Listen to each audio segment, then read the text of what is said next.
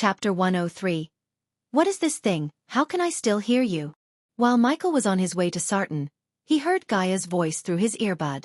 It's called earbuds. I can talk to you even after I entered the nether realm. Where did you get it? It's among the few things that mysterious light left me with. We can not only talk to each other through this but also I can find you wherever you are, so you won't get your snaky ass kicked like at the Phoenix Island. You're not going to drop this, are you? She could tell he was enjoying teasing her. Nope. She proved the much-needed entertainment on his way to Sartan. Now that I think about it, I don't have to put up with your shit for 5 long days and I'm gonna enjoy every second of it, she sounded elated. Yet, he knew she's going to miss him. After running for half an hour, he began to see the outer walls of Sartan and carriages on his way. Inside the city walls, Michael could sense a fluctuation in arch energy and saw a crowd of people going towards the center of the city. Hey! What was that? Is that lightning? After a golden lightning bolt passed by them, people were stunned and they had no idea it was Michael who just ran past them. Michael's full focus was on the center of the city where he sensed the arch energy fluctuations, so he didn't stop by to look around his surroundings and enjoy the view in the daytime. The last time he came to Sartan, he came by the night to slaughter a group of criminals to spread the legend of Lucifer. At the moment in the center of Sartan, Noah was standing in there and waiting for the portal to the nether realm to open with his friends. Beside him, Abel was gawking around and looked extremely nervous. Calm down, Abel. Peyton said she will take care of it and we believe her. Norvin lazily lied on Noah's shoulder and said. Suddenly, 5 groups of people flew towards the crowd from different directions at a very fast speed. Many people who were in lower-level cultivation such as the body refining stage couldn't even catch a glimpse of their silhouettes, and even Noah and his group of geniuses barely caught a glimpse of their figures. They appeared above the sky within a split second. It was like they had made an appointment for a meeting as they had all appeared at exactly the same time. Their emergence quietened the crowd down at the scene. An intense aura was released from their bodies like a high-tide wave in the sea, totally covering the sky. The people felt pressured by these auras that their souls shivered slightly, stirring up their sense of admiration for them. One group wore casual but noble clothes while the other 4 wore clothes that looked like uniforms.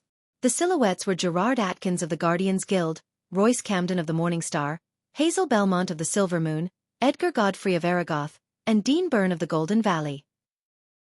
If Michael was here he would recognize his one-night stand, Sadie Kaplan, who was standing behind Hazel Belmont, her teacher. Besides Sadie, there were also familiar faces of Evan, Victoria, and Selena among the people in the sky. Sigh. Abel sighed when he noticed Peyton and Zanali behind Gerard Atkins, who was a dark-haired man with a sturdy body.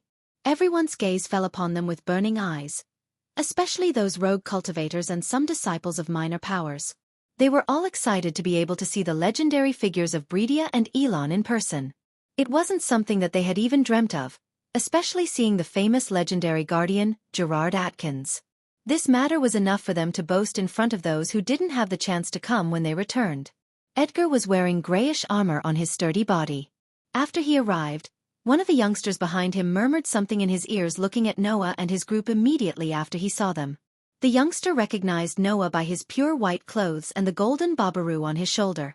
Who the heck is Noah Winstons and how dare you kill one of my disciples? Edgar raged. A strong aura suddenly rushed out of his body, inciting fear among the crowd. After his sentence was finished, everyone both in the sky and land fixed their eyes on Noah. Gerard was the one who was surprised the most.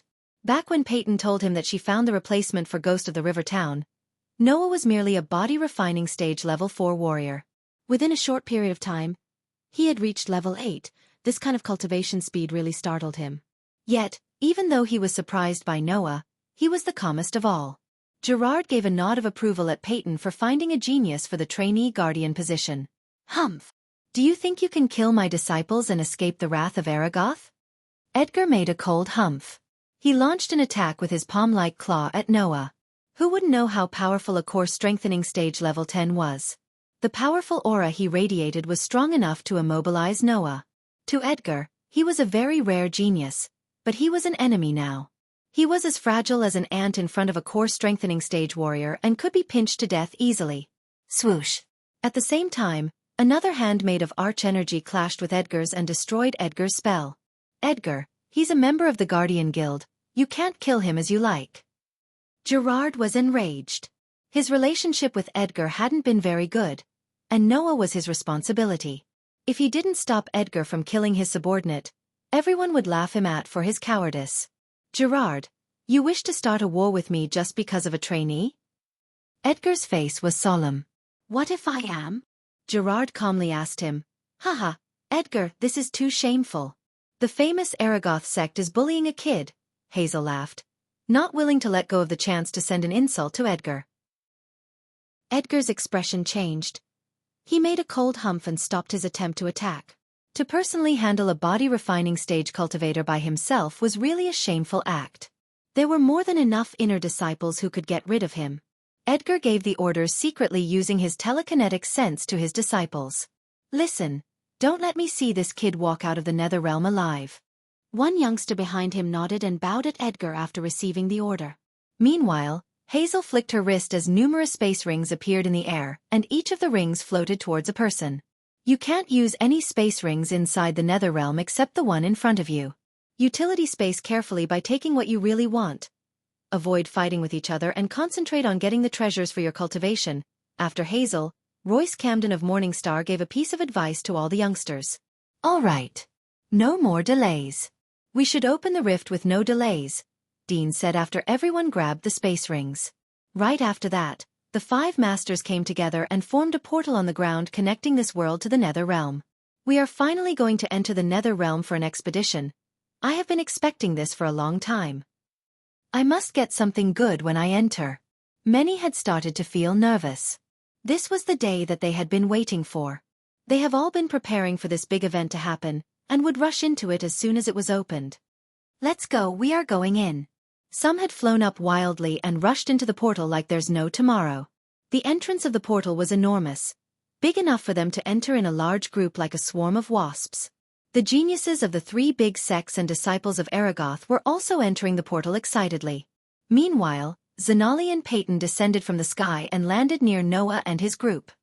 Big brother, let's go in together. Maisie stood beside Noah. Who's this little girl? Peyton asked with a smile on her face. She could tell that there's a special relationship between the two. This is Maisie, my good foster sister. This is my friend, Abel. Noah introduced them to one another as Peyton seemed like she just realized something. She's the one you recommended us to recruit. Not bad at all. Peyton was slightly shocked to learn a 13-year-old little girl had reached the body refining stage level 5. She was a genius who could be compared to Noah or even Zanala's stepsister. Ah, Peyton, Zanali, this is Abel. He is also one of my good friends. We have faced life and death trials before. Noah patted Abel's shoulder while introducing him. Miss Peyton, Miss Zanali. Peyton put one palm on his chest and said with respect. Nice to meet you, Abel. Peyton and Zanali responded with a friendly smile. You should go.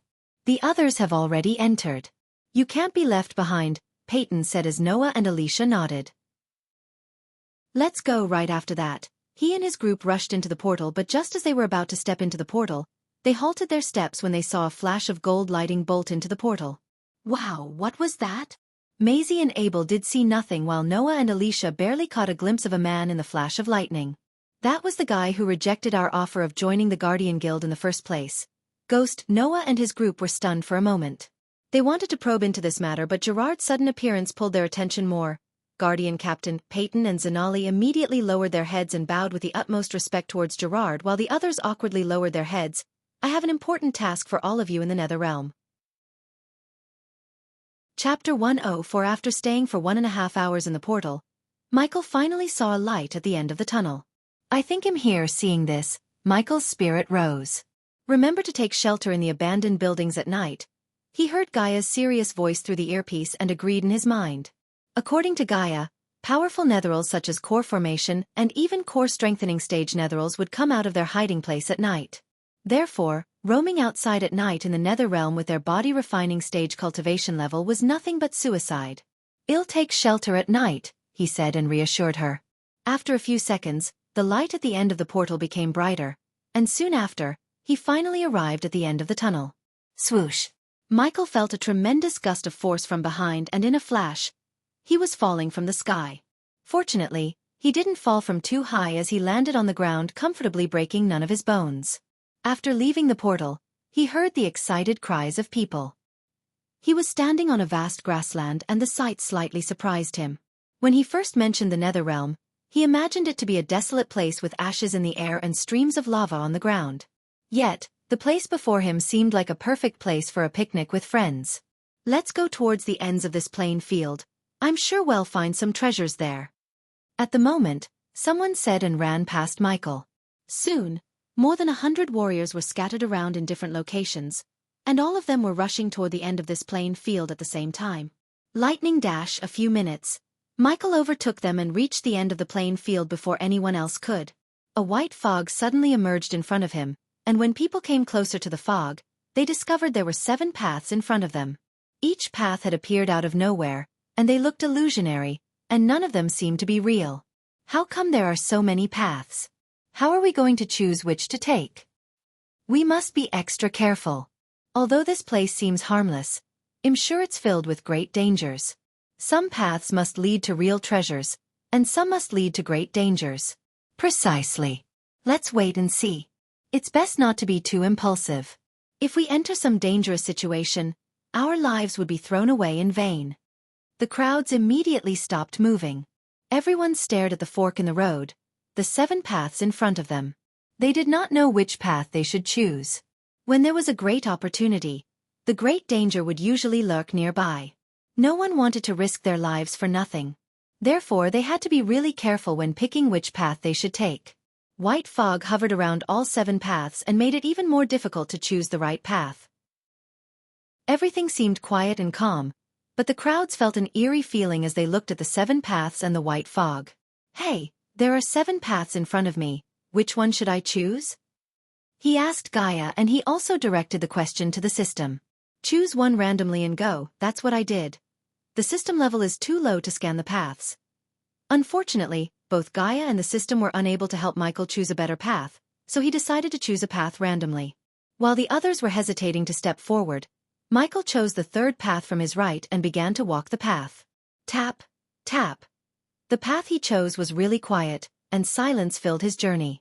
The only sound he could hear was the sound of his footsteps.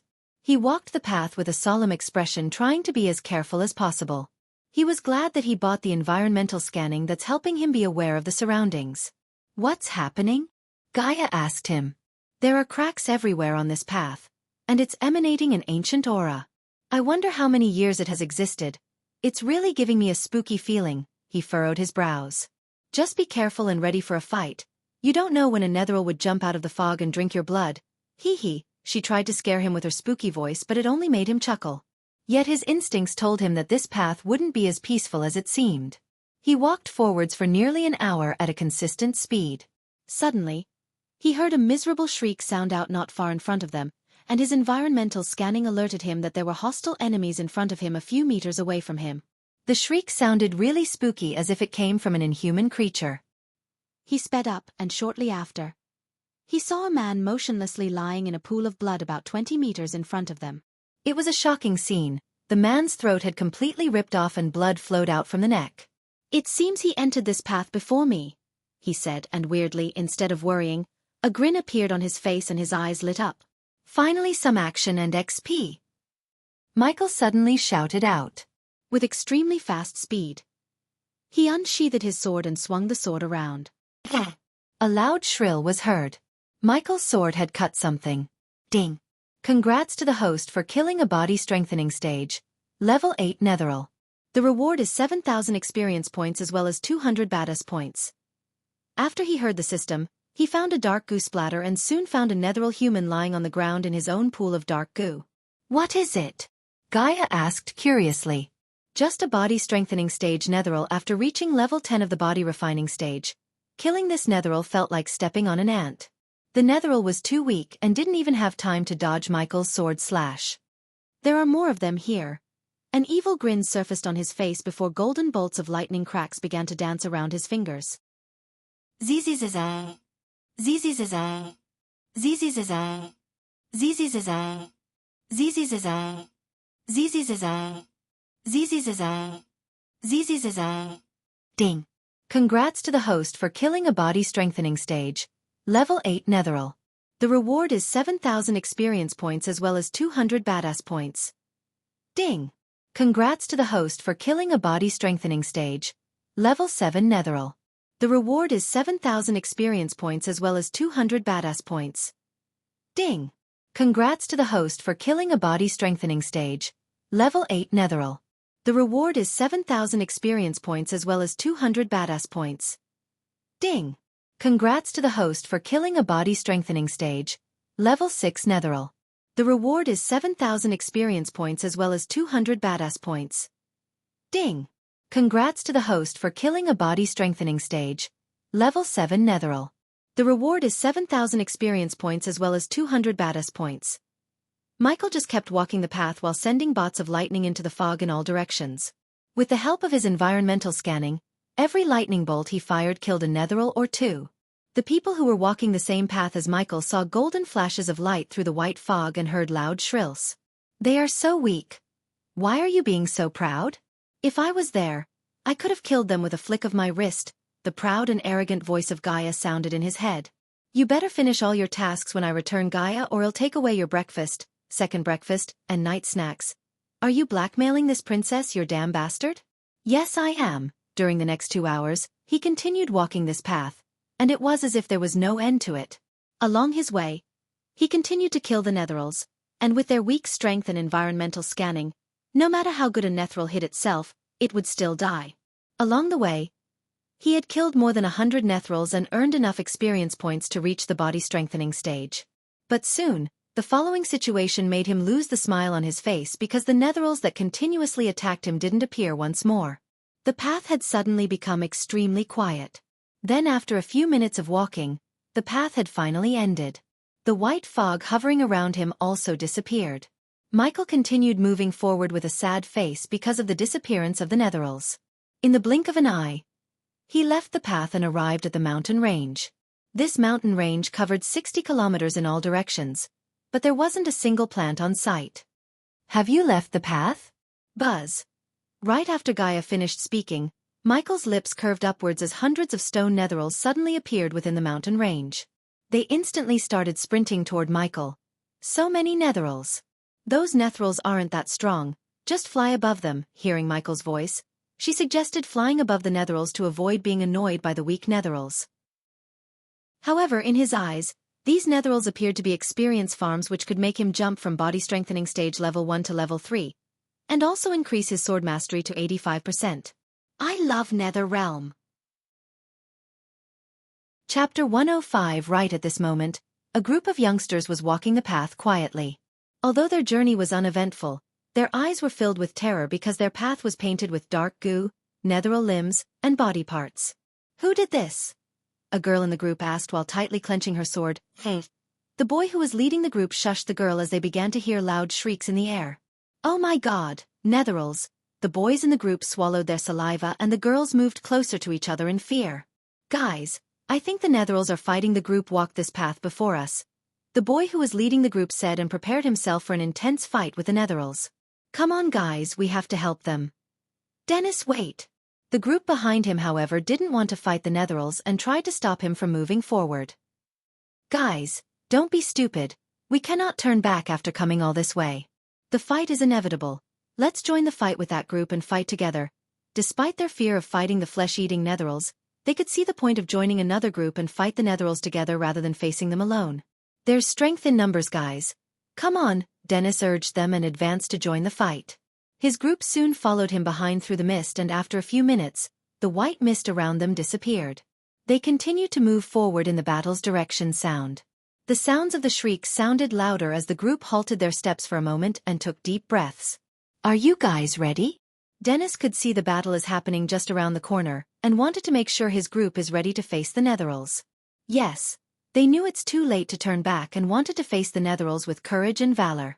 Good, Dennis nodded and turned back. For glory. For honor. For Westview.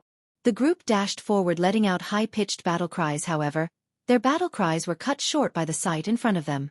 Though the terrain was covered with grayish pebbles and ashen soil, the ground wasn't clear gray but blackish-crimson color.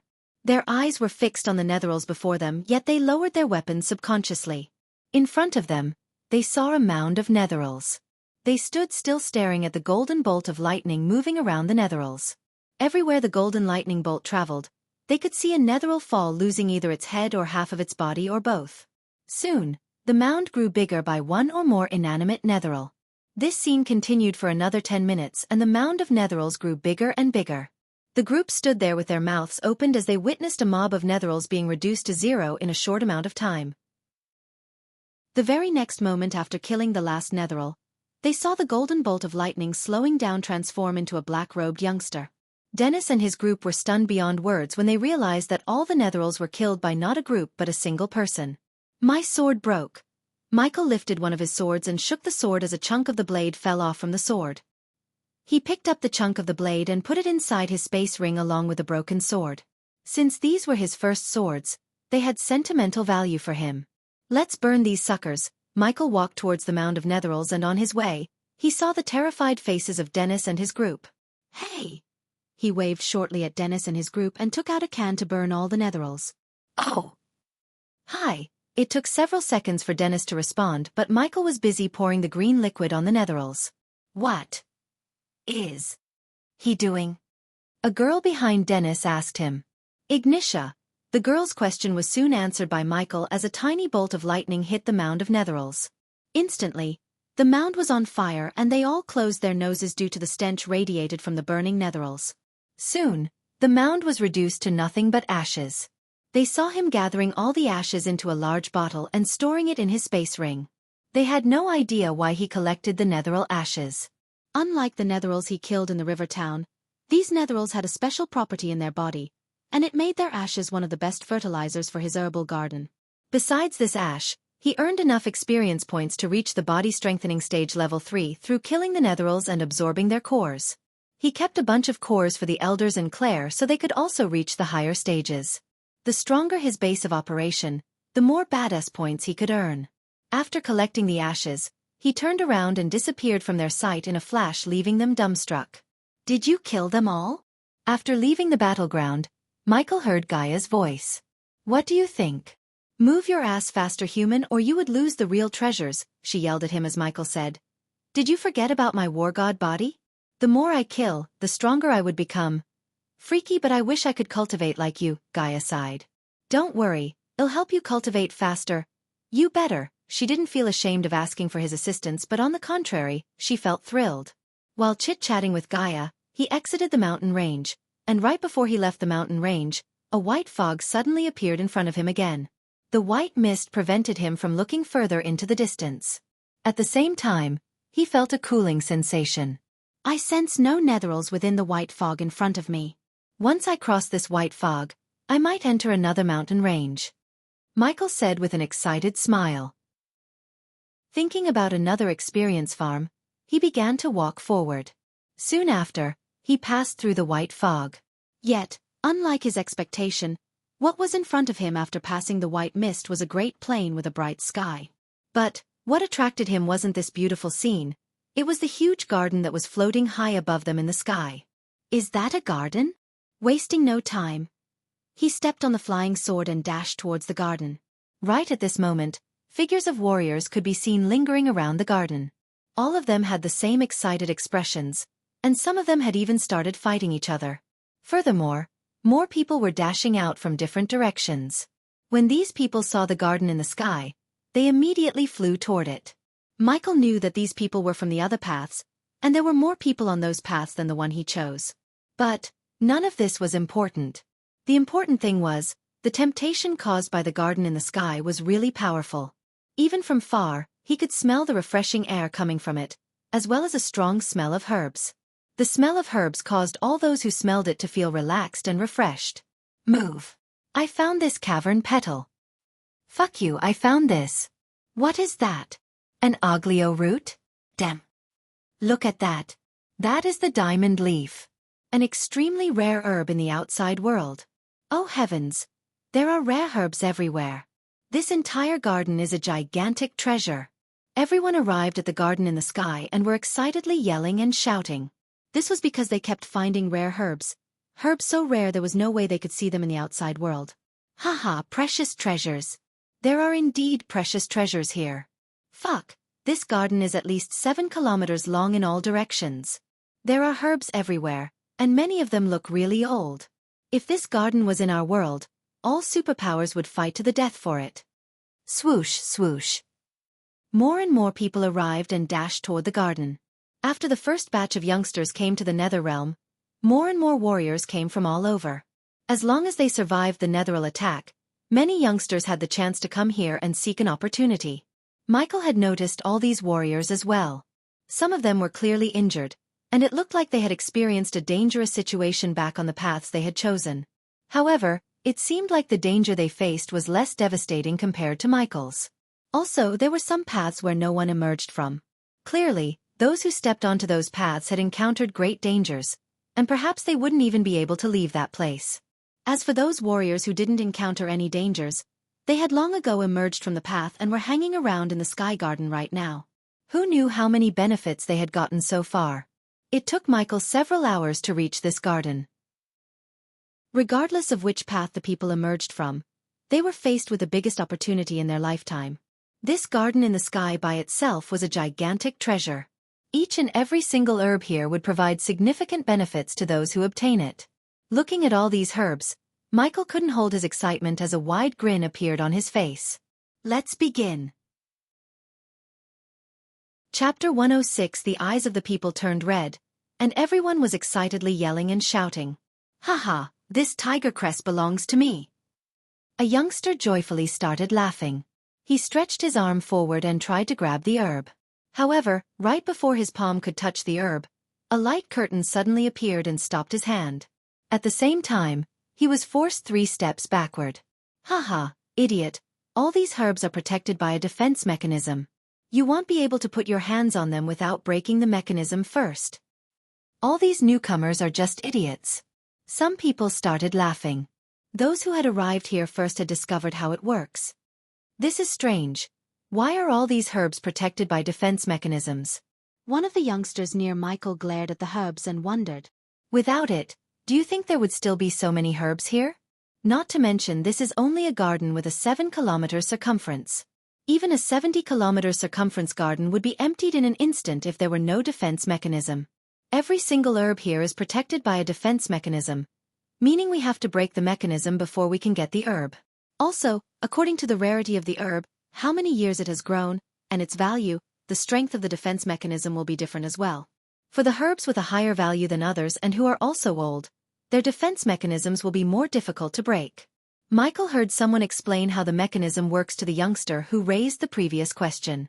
Indeed, Michael both saw many warriors restlessly working to break the defense mechanisms of those high-value herbs.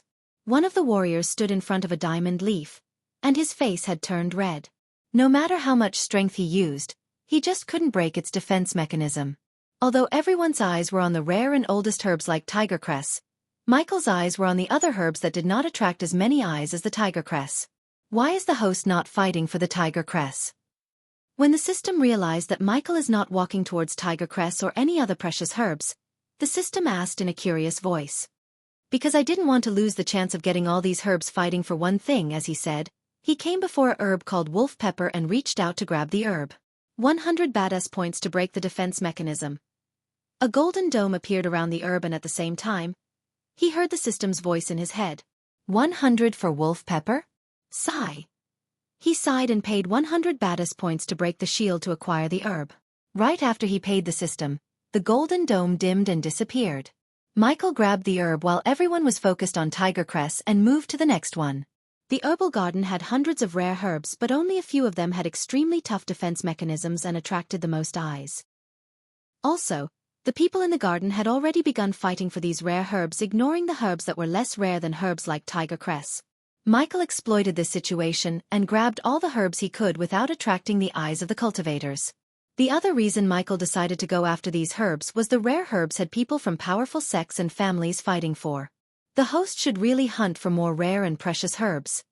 And start a fight with most of the major powers in the continent? No thanks. Besides, I know what I'm doing. As a 5-star level alchemist, he knew everything there is to know about the surrounding herbs. For a normal cultivator, the tiger cress would help him her breakthrough from the body refining stage to the body strengthening stage in one go after consuming the pill concocted using the tiger cress as the main ingredient. However, for Michael, who uses experience points and badass points, herbs like tiger cress didn't matter too much. Also, these herbs would only have desirable medicinal quality if they matured for more than 1,000 years, and if not, their medicinal quality and worth would be subpar at best. Although Michael had the system, he still couldn't fast-forward the time and grow a bunch of 1,000-years-old tiger cresses. Michael's sole intention was to get as many as the herbs he could and grow them in his herbal garden to make more varieties of pills and potions without making too many powerful enemies in the process. The herbs he was collecting could be easily grown in his herbal garden, and didn't need to mature for 1,000 years to get the most out of them. Nochiabaka, Sotder, Yatith, Koniaspi, Yugon, autumn licorice, swamp leaf, star cumin, moon oregano, mountain vanilla. While recalling the herbs he collected, he continued to collect more and more herbs. Because of the size of the garden and Michael's quick work on the defense mechanisms, many did not even notice him as they were busy trying to break the defense mechanisms on their own. The system urged Michael to steal precious herbs like tiger cress, hoping to make him piss off many powerful people so it could reap the baddest points from him by helping him in battle. He did the opposite of the system's intention and didn't fight with anyone. Yet, it was not true for others, as he could see intense battles all over the garden for rare herbs like tiger cress or diamond leaf. Is that who I think it is? Yes, it's that ghost who won Heaven's Gate competition. And he's also a 5-star alchemist. Fuck. He looks younger than me. Why isn't he fighting for those rarest herbs? Many people who were from Bradford and Rivertown instantly recognized Michael and started chit-chatting. They all wondered why he was not fighting for the rarest herbs but picking the ordinary herbs. Because of the rarest herbs, these people had forgotten that the herbs Michael was picking only became ordinary when they were compared to the rarest herbs. In the search for the rarest herbs, they were losing the chance of obtaining these ordinary herbs. My herbal garden is going to be awesome. The more herbs he picked, the more he felt excited. He continued to avoid battles and collect herbs. Although the garden was massive, with the help of Lightning Dash, he covered a lot of ground and obtained hundreds of herbs. While he was obtaining these herbs, he also avoided many groups who were fighting for some herbs because the garden was so big and had thousands of herbs. There was no need for fighting. Michael's goal inside the Netherrealm was to collect as many treasures as he can without making too many enemies. He liked to grow stronger in shadows and only show his power when necessary until he became stronger than everyone else in this world. Now it's time for some money-making. Oh, sounds fun. He grinned hearing Gaia's excited voice and walked towards the tiger cress where a large group of people was fighting over it. Tiger cress belongs to Morningstar. We found it first. I don't see you or your sex name on the tiger cress. The tiger cress belongs to whoever breaks this defense mechanism. Yes, that's fair. All the major powers like Aragoth, the 3 big sects, and many prominent families in Elon continent were arguing over the tiger cress. I can break this defense mechanism. Suddenly the atmosphere became silent after Michael's voice reverberated the area. Everyone in the place turned their head and saw a black-robed youngster walking towards them with a small grin on his face. Who do you think you are? What makes you think you can break this defense mechanism? He's just an attention seeker. None of them thought Michael could break the defense mechanism and returned to bitch about how to get their hands on the herb.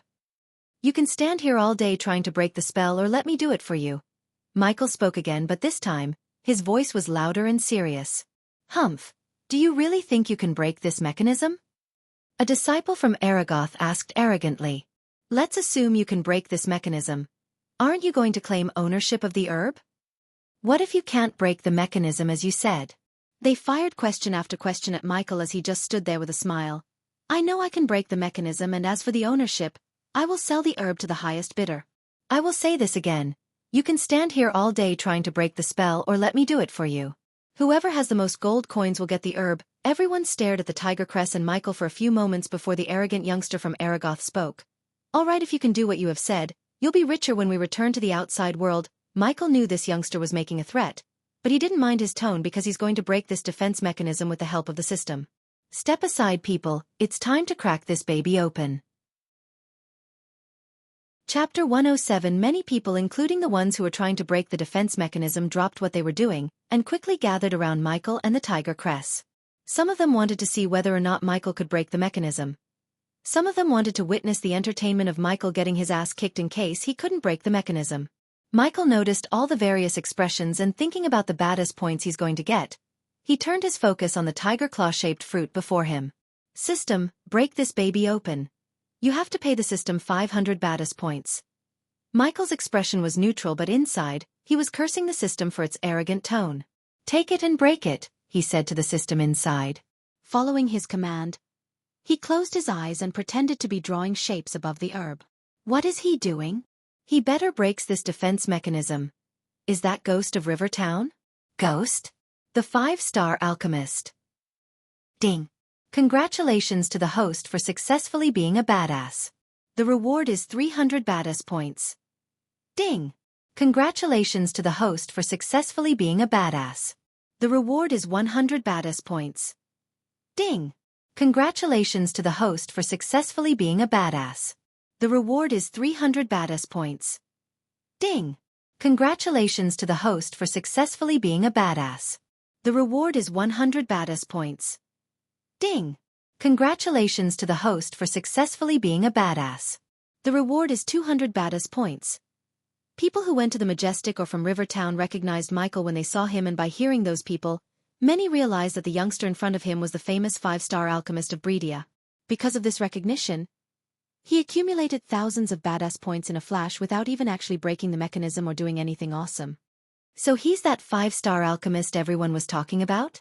There was a hint of surprise in the eyes of the disciples of Aragoth, including the one who talked to Michael before. Creak. Right at this moment, the surprise in everyone's eyes turned into shock as they saw cracks appear on the golden dome's surface around the tiger crest. What the fuck? The heck? How did he? What? How many of the people were speechless as the number of cracks on the dome multiplied before shattering into bits of golden light. While everyone was in shock, Michael grabbed the herb in one hand and conjured his alchemical flames on the other. What are you doing? Don't! The disciples of Aragoth were the first to respond as Michael said, "As I said before, you have to pay me for this herb. If anyone tries to do anything funny, I will burn this tiger crest to ashes." By looking at the green flames in his hand and the seriousness in his eyes, they knew he wasn't kidding. After a few moments, the youngster from Aragoth stepped forward, and this time, he wasn't as arrogant as before. "We will honor our word. Aragoth will pay you 200,000 gold coins for this tiger crest. Morningstar will give you 300,000, 350,000. Without even Michael stating the starting bid, the bidding war began between the rich youngsters. Golden Valley, 450,000, 550,000 gold coins, 600,000, 700,000 gold coins, plus we will hire you as our alchemist and pay you handsomely. Finally, the youngster from Aragoth raised his voice and placed his bid, and also, he sweetened the pot by making another offer. Sold. Before even the disciples of Morningstar could place the next bet, Michael sold the tiger crest to Aragoth. The Morningstar sect, and he didn't have a smooth relationship because of his enmity between him and Selena. Moreover, he would prefer to be on the good side of Aragoth's rather than on Morningstar's. After knowing the history between the Order of Death and the Guardians, Michael realized that he would need powerful people with him to fight a giant power like the Guardian Guild. Unlike Noah, who antagonized many powers in Bredia, Michael preferred to work in shadows while making fewer enemies as possible. Then, with the help of the system and his planning, he would become stronger and build a faction strong enough to subdue all the sects and the major powers. In his path of world domination, he planned to make Aragoth his first ally through working with this youngster. "Here you go." Michael tossed the herb at the youngster and then, he reached out his hand. "Ghost, happy to help Aragoth. Nathan Bradley of House Bradley." The youngster shook Michael's hand after giving a thought. "Human, what the fuck is going on there? You sold what?" Ignoring Gaia's frustrated shoutings in his ears, he smiled back at Nathan and shook his hand before turning his gaze towards the diamond leaf, which was another precious and rare herb in the garden. "Why don't you give me one? 8 million gold coins for diamond leaf, oglio root, and cavern petal?" Michael asked Nathan with a wide grin while others looked at him with vexed faces. 1 million and the alchemy product supply contract for the outer disciple section of Aragoth is yours. If you can handle it, that is, deal, compared to the 800,000 gold coins. What Nathan promised was valuable and helpful to Michael because by supplying potions and pills to Aragoth, he could earn 800,000 gold coins or more in a few months. Therefore, Michael agreed to this deal immediately and bore a wide grin on his face. "Hey, I thought you're going to auction the herbs, not sell them to only Aragoth. These are not your herbs to sell. This is not fair." Because of Michael's sudden change of mind and his actions, many were riled up and began to express their objection. Life is not fair, the smile on Michael's face disappeared and a serious look replaced his previous smile as everyone who tried to badmouth him instantly shut their traps. Now that we made the deal, let's go get you all the herbs I promised. Michael gestured to the disciples of Aragoth to follow him to the diamond leaf. Since many have tried to break the defense mechanism and ultimately failed to do so, they could only follow and watch Aragoth get their hands on every precious herb through Michael. Where did you learn to break defense spells? While they were approaching the diamond leaf, Nathan curiously asked Michael. I traveled a lot and picked up a few tricks along the way. Fortunately, Nathan didn't ask him to reveal or teach them the tricks. Just like its name, each leaf of diamond leaf herb glistened like a diamond. After consuming a pill or potion made using a diamond leaf, one can experience a sudden boost in their cultivation speed for an entire month or more depending on the alchemist's skill without polluting their body. Beat it. Noticing the few youngsters struggling with the defense mechanism, Nathan chased them away with a wave of his hand. Because of the sword symbol on Nathan's chest, they didn't dare to disobey his words as they sighed and ran away before glancing at the diamond leaf for one last time. You're a 5-star alchemist and you also seem to possess a talent for runes, so why did you join a sect like Sunrise? Nathan didn't even try to hide the disdain as he asked Michael. It's simple, if I'm a disciple of Aragoth, I'm just another talented disciple. But in Sunrise, I'm the only one and I can do whatever I like whenever I like, Michael answered with a smile and continued. I value my freedom above anything, that's why I turned down the Guardian Guild when they asked me to join as their trainee or whatever again. Nathan was taken aback by surprise and shock as he stared at Michael speechlessly for a few seconds. You did what?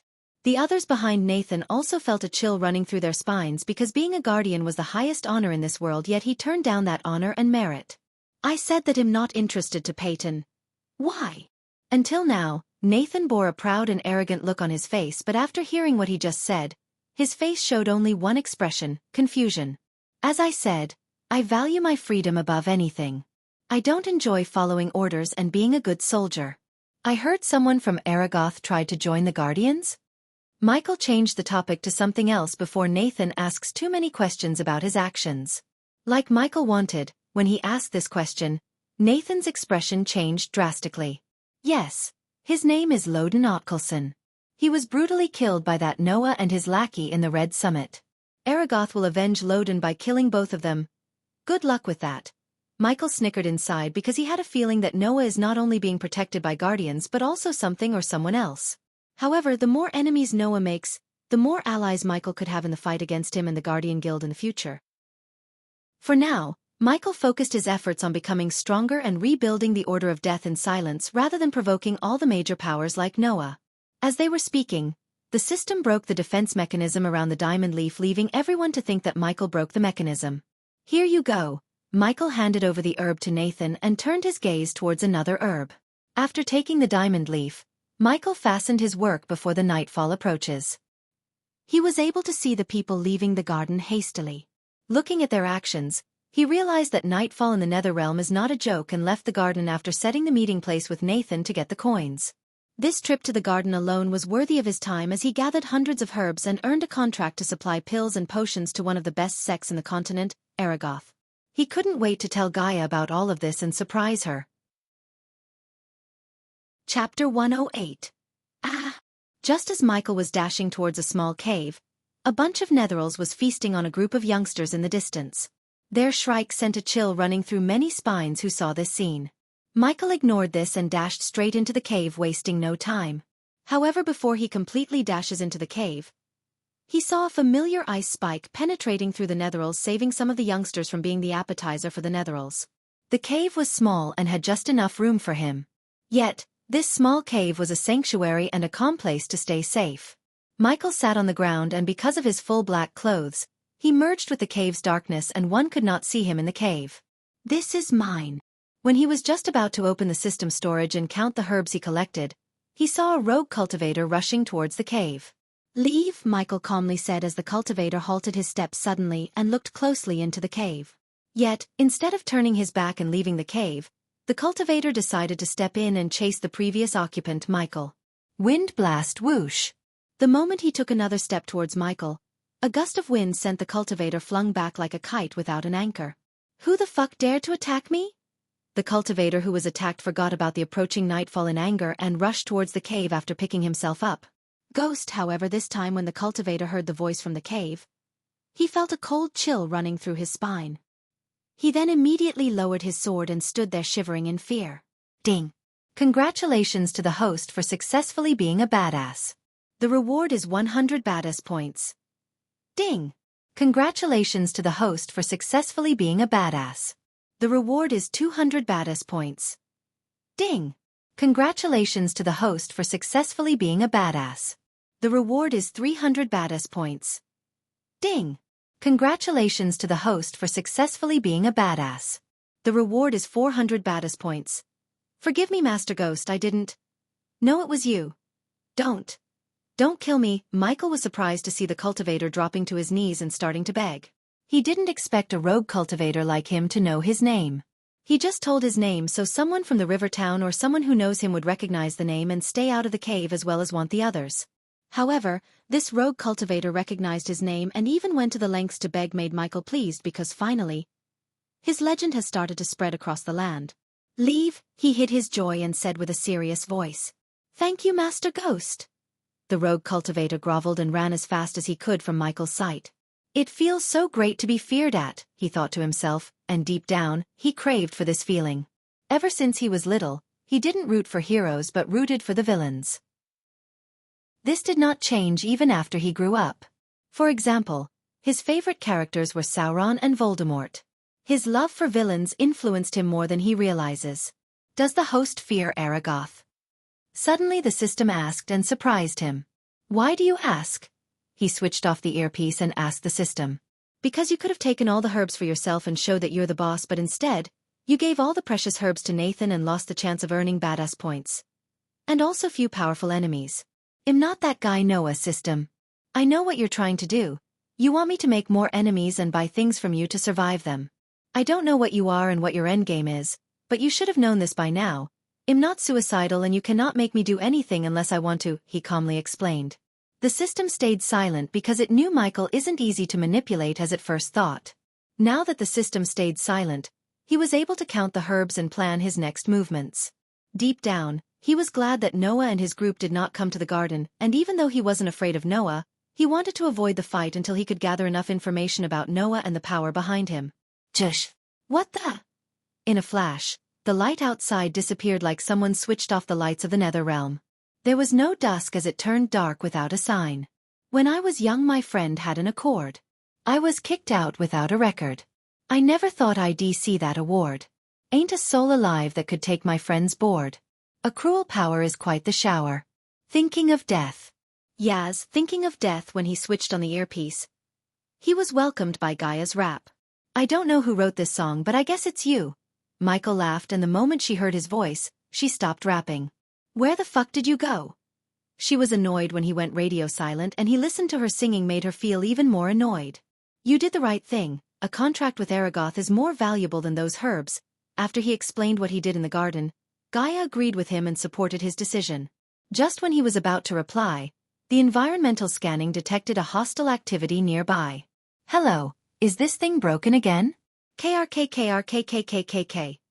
Stop biting the earpiece. I'm sensing a netheril horde nearby. Is that normal in Netherrealm? Netheril horde? Weird. By hearing her tone, he could tell that it is not normal. He wanted to check what's going on outside, but at the same time, he didn't want to get killed because of his curiosity. They are marching towards somewhere, like soldiers. If the netherils were moving chaotically, Michael would have felt this curious. They were marching towards somewhere like trained soldiers. Are you sure? Because the netheril horde is not capable of marching like soldiers, said Gaia. For 1,000 badass points, the system can mask your scent and project you from getting detected by the netherils.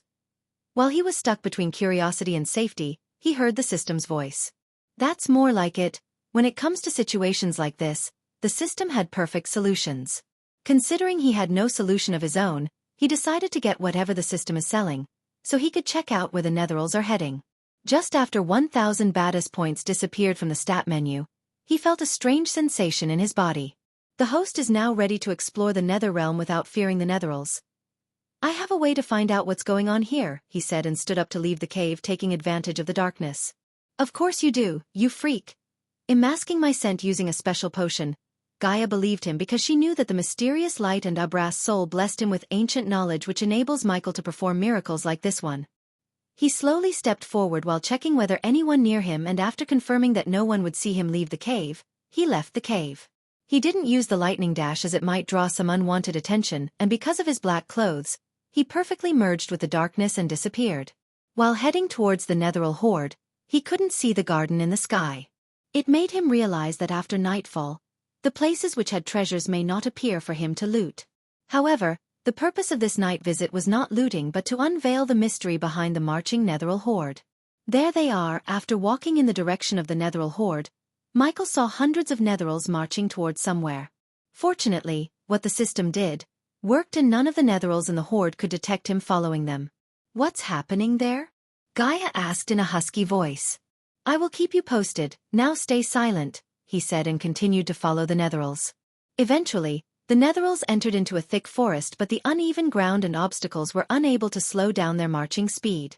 After entering the forest, Michael climbed up the trees and followed them by jumping from branch to branch using the Mark III grapple hook.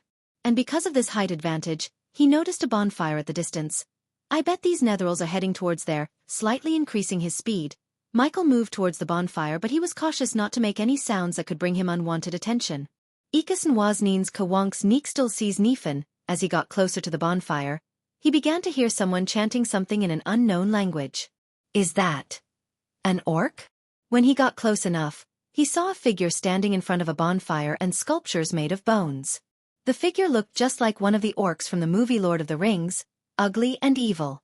This is getting more and more interesting. Chapter 109, An Orc with a Summoner Trait. Standing atop a branch, Michael scanned the orc and identified its trait. The orc wore ragged robes, and the robes had mud and bloodstains on them.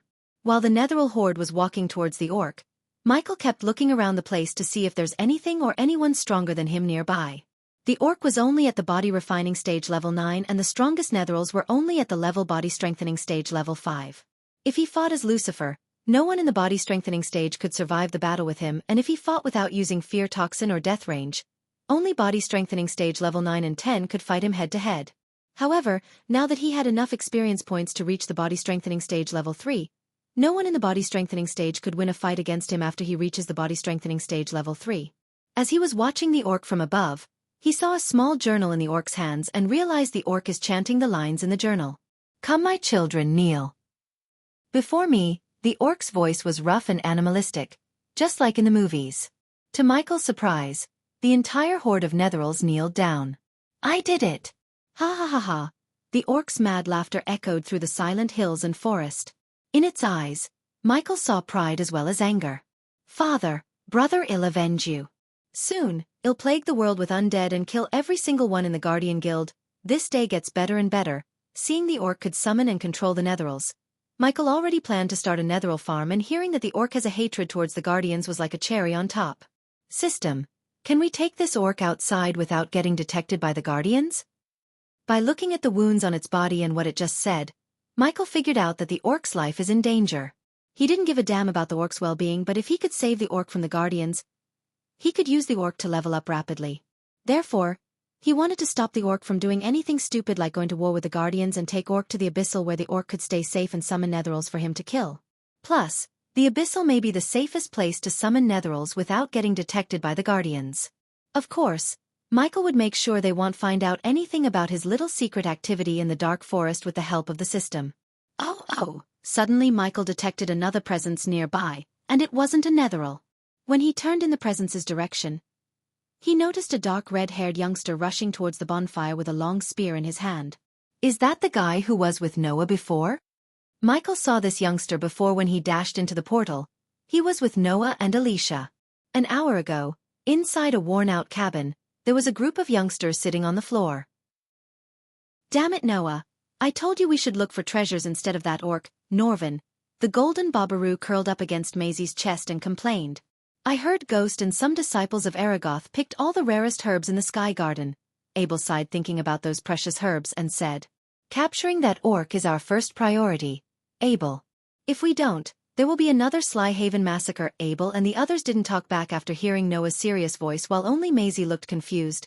"Big brother Noah, what's Slyhaven massacre?" There was an awkward silence for a few moments before Alicia opened her mouth. Slyhaven was a village far away from Kethen. A few weeks ago, someone summoned netherils from this realm. Why? Asked Maisie before Alicia could finish her sentence.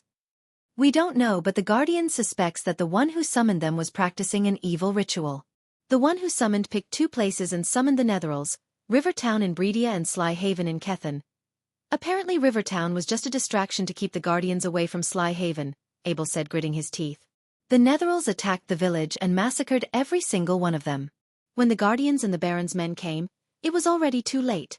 Just by hearing the story, Maisie felt sad for the villagers, and then, her little face reddened in anger towards the culprit who summoned the netherils. Did you get the vile creature who was responsible for their death? The ones who summoned the netherils were 3 orcs. Peyton and Zanali killed the 2 of them, but the last one escaped. We must capture the last orc and investigate it to know more about their plans and how did they manage to summon the netherils from this realm to the outside world in the first place, Noah said, and before Maisie asked another question, he continued. Guardian Captain Gerard believes the 3rd orc somehow entered the nether realm, and since only body-refining cultivators can enter here, we have to search and capture the orc before there's another massacre. Oh, that's what you were talking with him, Maisie said as Noah nodded. Big brother, you should have said this earlier. I will help you scour through this entire nether realm with you to find that orc. Maisie stood up as she put her hand on the chest and said. Noah smiled at the little girl. I know you will, Maisie. Big brother, what happened in Rivertown? After hearing about the Slyhaven, Maisie wanted to know what happened in Rivertown because even though Abel said it was a distraction, she wanted to know what happened to the netherils that went to Rivertown. They were all killed by Ghost, Abel answered Maisie as Alicia scowled when she noticed a tinge of admiration in Abel's eyes. He did not kill all of them, he just stupidly started a fight with netherils without thinking about the people in Rivertown or waiting for the Guardians to arrive. Do not admire him, Abel, he's a selfish bastard. You saw what he did to that man who tried to take shelter in the cave, Alicia spoke with a cold look on her face. That's not what the Rivertown people think of him. They say he saved him from the netheril attack.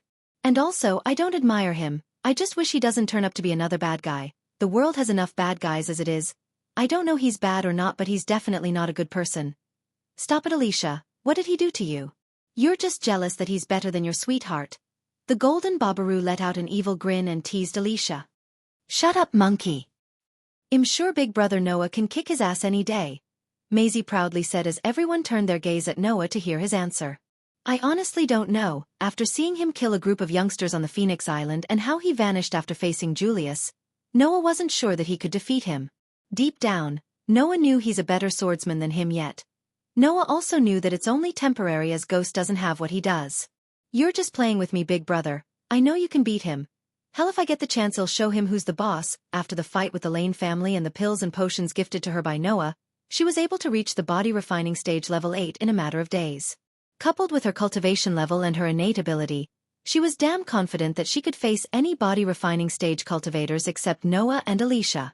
In her eyes, only Noah and Alicia were powerful and people like Ghost are just overrated. Noah just smiled and didn't answer Maisie as he was thinking about the orc. His train of thoughts was stopped when he saw Abel stand up to leave the cabin. What are you up to? Asked the golden Babaroo. Did you forget what I said to you before? He said and showed his wrist to the monkey. On his forearm, there was a star-shaped mark and in the darkness, it glistened. This is the mark of God. No netheril or any evil forces can sense my presence. But dash. Let him go, Alicia, this is the reason I brought Abel here. Only he can go search all the caves and shelters for that orc. Noah interrupted Alicia. At first, they worried about Abel's safety, but after Noah explained the effects of the mark, they agreed to let Abel go outside. If you face any trouble that you can handle, use this. Noah tossed Abel a circle talisman. A long-range teleporter talisman. Where did you get this? Looking at the glistening talisman in his hand, Abel asked in surprise. Zanali, now go find the orc so we can focus on finding treasures. Noah waved him off as Abel left the cabin to search for the orc. At this moment, Abel did not know that the orc is not the only one he's going to find. Chapter 110. Abel was roaming around and searching the shelters when he saw a horde of netherils marching into the forest. Because of the mark on his forearm, he was fearless of the netherils and followed them behind to see where they were going. The orc's laughter didn't help it but revealed its location to Abel. Standing on top of a branch and hiding within the darkness, Michael noticed Abel approaching the orc with his spear raised. The distance between the orc and Abel rapidly decreased, but the orc had no idea of the upcoming danger. What's on his forearm? Michael frowned, looking at light radiating from Abel's forearm. In a few moments, Abel leaped out of the darkness and landed near the bonfire, startling the orc. Who? The orc stumbled back in shock, and before it could order the netherils to attack the intruder, Abel's spear tip glowed and let out golden rays of light. Holy blast! The rays of light transformed into a small orb and dashed at the orc, who was still trying to stand on its feet. Boom! However, just as the orc was struggling to stand up, the light orb Abel sent blasted the orc and nailed it onto the tree behind. You will pay for all the lives you took, you filthy miscreant! Abel's eyes were filled with rage. He was doing his best to control his anger and killing the orc on the spot. The golden light soon wrapped around the orc's mouth as well as its body, leaving the orc with no room to wiggle or even move its finger. I'll take care of these later, but for now, you're coming with me. Although the orc was at body refining stage level 9 and Abel was at only level 8, the wounded the orc suffered weakened it to great extent. Coupled with Abel's attack speed and surprise entrance, he was able to capture the orc without much trouble. Abel looked at the orc struggling to move, but it could only move its eyes. Those eyes were filled with shock and fury. If looks could kill, Abel would have died 1,000 times. Ironically, even with the army of netherils in its control, the orc couldn't save itself from getting captured. It desperately tried to open its mouth and gave an order to the netherils in front of it, as without its order, the netherils literally wouldn't do anything. Suddenly Abel noticed the change in the orc's eyes. Previously they were radiation, anger and shock, but now, they were wide and filled with immense terror. He saw the orc wildly wiggling its body to escape, as Abel could tell the orc's gaze is not on him but on something behind him. Puff! Just as Abel was about to turn back, the bonfire doused out as the surrounding turned pitch black. What? In the darkness, Abel saw a pair of red eyes looking at him. With no control over his body, he began to shiver and feel overwhelming fear. Leave, the orc is mine. Abel's heart skipped a beat when he heard the unearthly voice and stumbled back. His meditation to keep himself calm despite the situation started to fail him, as he couldn't stop being afraid of the red eyes before him. Nonetheless, Abel mustered all of his courage to fight his fear and screamed. Soon, the tip of the spear glowed again, and in the light, he vaguely saw the red eyes' face. The orc shook its body and fought to escape the light shackles. The skinless face, red eyes, and ghostly voice freaked out the orc and wanted to escape before the red eyes changed their focus towards it. Thud. Thud. Thud. Because of Abel's lack of concentration on the shackles around the orc, they became slightly weaker and gave enough room for the orc to smash its head against the tree. Michael, who was in his Lucifer form, was surprised to see Abel fighting the fear toxin's effects. Michael gave Abel the chance to escape, but if Abel decided to fight, he had no problem killing Abel. The orc is dash whoosh. Michael's words were abruptly stopped by Abel's spear throw. Abel was fast, but Michael was faster. When the spear was just an inch away from him, he caught the spear. So you've chosen death. Abel's eyes went wide in shock, looking at the spear helplessly vibrate in Michael's hand. He tried to summon the spear back to him with all his remaining courage, but the spear couldn't escape the clutches of Lucifer. Who are you? Abel asked while trying to crawl back in fear. He tried to see the red eyes' cultivation level, but shockingly, he was unable to. Death range. Michael knew people like Abel would have something up their sleeve, so he instantly activated the death range, which would make him 35% stronger and faster inside the range. Right after he activated the skill, Michael overpowered the spear completely as the spear stopped trembling. Looking at his weapon surrender itself, Abel knew he couldn't fight the being in front of him. While fighting against the overwhelming fear in his heart with his last bit of courage, he tried to take out the teleportation talisman that Noah gave him. No, you don't. Michael was glad he activated the death range when he saw Abel take out something. Thanks to the death range and the speed boost, he was quick enough to prevent Abel from using the item by throwing the spear at Abel. Pulch. The spear soared through the darkness and struck Abel on his shoulder. The teleportation scroll slipped away from Abel's fingers as Michael dashed at Abel to finish the job before he could use something else or Noah and his group arrive. Noah will come. Pulch. Before Abel could finish what he was about to say, Michael took out the spear from Abel's shoulder and stabbed him through the chest.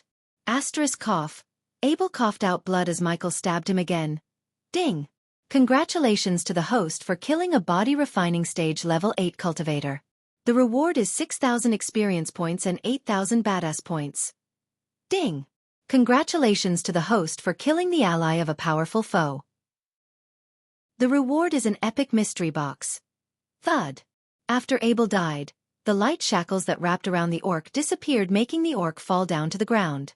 Michael gave no time for the orc to act as he dashed at the orc and lifted the orc by its neck. Order them to devour his body. With the help of arch energy, Michael controlled the amount of fear toxin radiating from his suit of armor and let the orc inhale just as much as he wanted it to without killing the orc. The orc could barely breathe as it slowly nodded with difficulty. Eat him. The very next moment the orc uttered these two words, the netherils came back to life again and swarmed around Abel's body like a pack of hungry vultures around a lump of juicy meat. In mere seconds, they chewed through Abel's body and even ate most of his bones. Looking at the few reading bones of Abel, Michael didn't regret his decision to kill Abel a bit because he gave Abel the chance to escape, but it was he who chose to fight and ultimately die. He then turned his gaze back to the orc. You can either die here with him or come with me to live, your choice. Don't kill me. The orc could barely speak these words, and after grinning behind the skull mask, he activated the lightning dash and disappeared from the area, taking the orc with him. Michael didn't stop running until he put a few miles distance from where he killed Abel. He also didn't forget to store Abel's spear in the system store before scanning the spear for any hidden traps. As far as he was concerned, he didn't leave any evidence that could identify him as Abel's killer. Soon, the gates to the Netherrealm would close, and after that, the name Abel would be lost in the time. Michael stopped at a place where he was sure that there's no one around them. He and the orc reached a deserted cabin in the middle of the forest. Thud. Michael threw the orc onto the wall and watched it stand up with difficulty. He stopped using the fear toxin on the orc and let it breathe the fresh air for a change. What are you? The orc asked and stood on the corner, still shivering in pain. You don't need to know that just yet. He wanted to know more about the orc before revealing his identity. Of course, he wouldn't reveal his identity as Ghost. You summoned those netherils to attack River Town.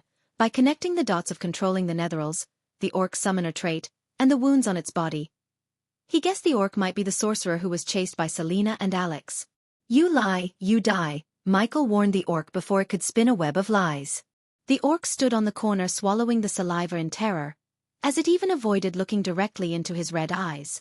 I just helped my father and brother. The orc surprised Michael with this answer, and by looking into its eyes, he could tell that the orc wasn't lying. Tell me everything. Chapter 111. For the last couple of minutes, the orc told everything Michael needed to know. According to the orc, he was named Dalar and he belonged to a long line of summoners, a faction called Deathwakers. The orc said his father and brothers were the ones who summoned the netherils, but he also said they did that as an experiment and not to attack anyone. Obviously, Michael was not a fool to believe the last part, yet he chose not to cross-question the orc because he didn't bring the orc here to punish him but use the orc to level up quickly. As for the enmity between the orc and the Guardians, the matter was simple. The Guardians chased and killed Dalar's father and brother as well as all their family, including little orcs. Dalar said he was learning summoning from his father and brother to build a kingdom unifying all the orc villages that were scattered throughout the continent. He somewhat believed Dalar because he did see Dalar let out mad laughter after summoning the netherils, showing Michael that it was Dalar's first time summoning netherils. Besides, if Dalar was an expert in summoning netherils, he would have summoned stronger netherils. In his path to world domination, he knew the Guardians would stand against him.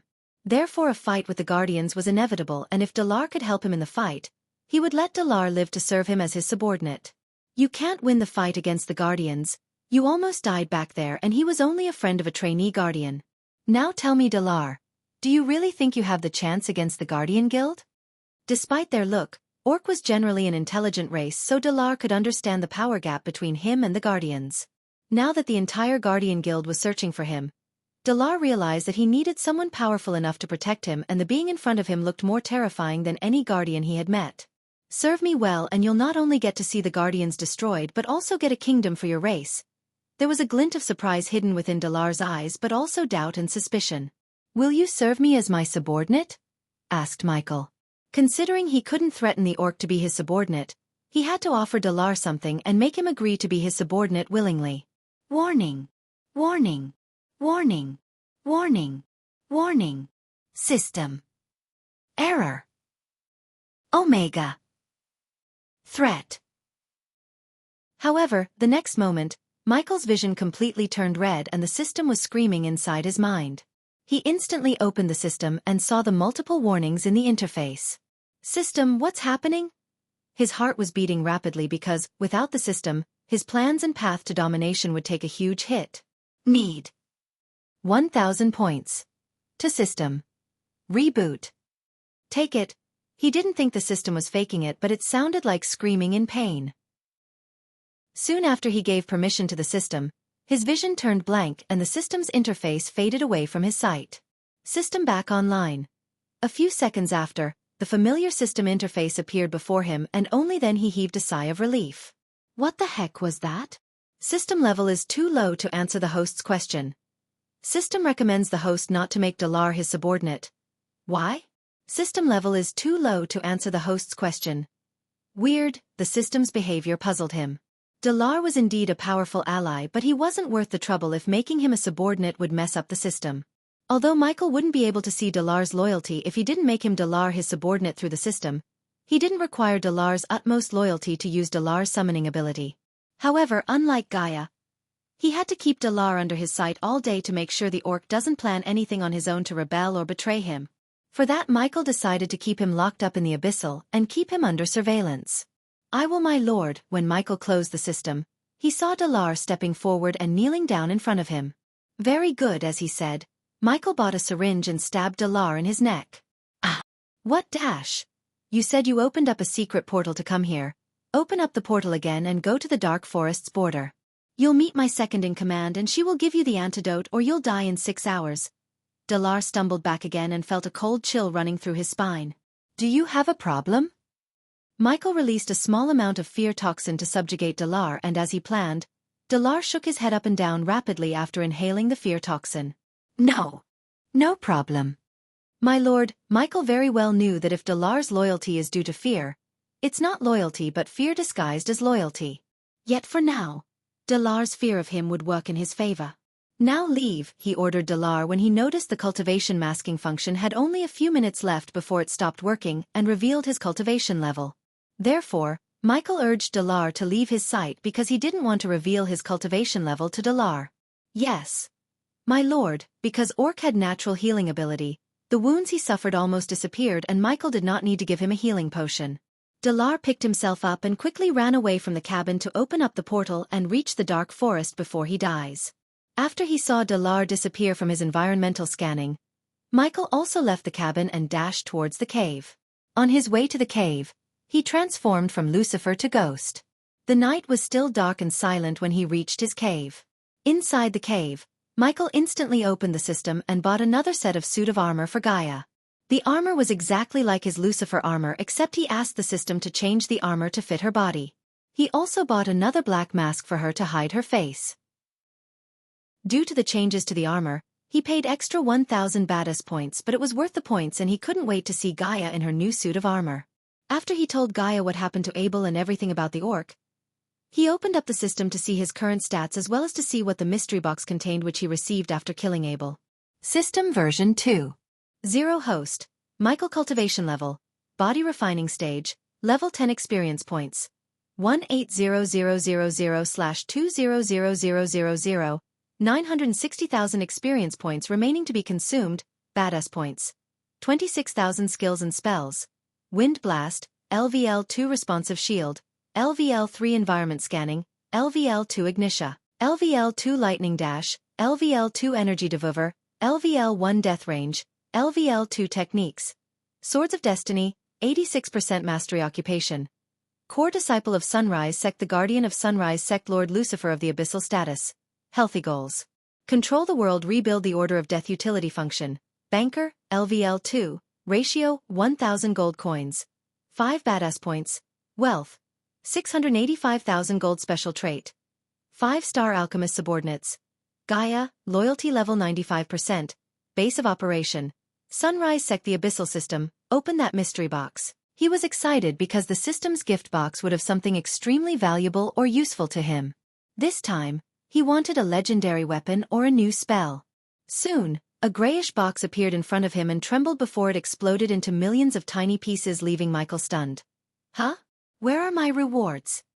However soon, he saw a white spot on his environmental scanning map, just like the time when the system marked the Book of Abyssal during the Phoenix Manor auction fair. Surprisingly, the location was not out there in the outside world but the Nether Realm. A point of interest, eh? I wonder what I would find there. Oh, speaking of locations, the system, can you scan the Nether Realm and reveal me the treasures in here? System level is too low to scan the Nether Realm. But the system can tell you that treasures wouldn't appear during the night time. Bad luck, I was planning to steal all the treasures overnight.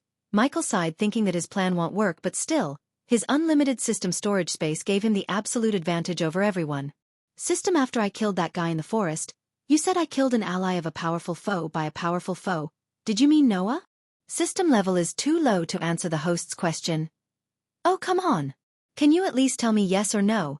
The system went radio silent hearing the question, and Michael could only sigh and hope to receive an answer after he upgrades the system to the next level.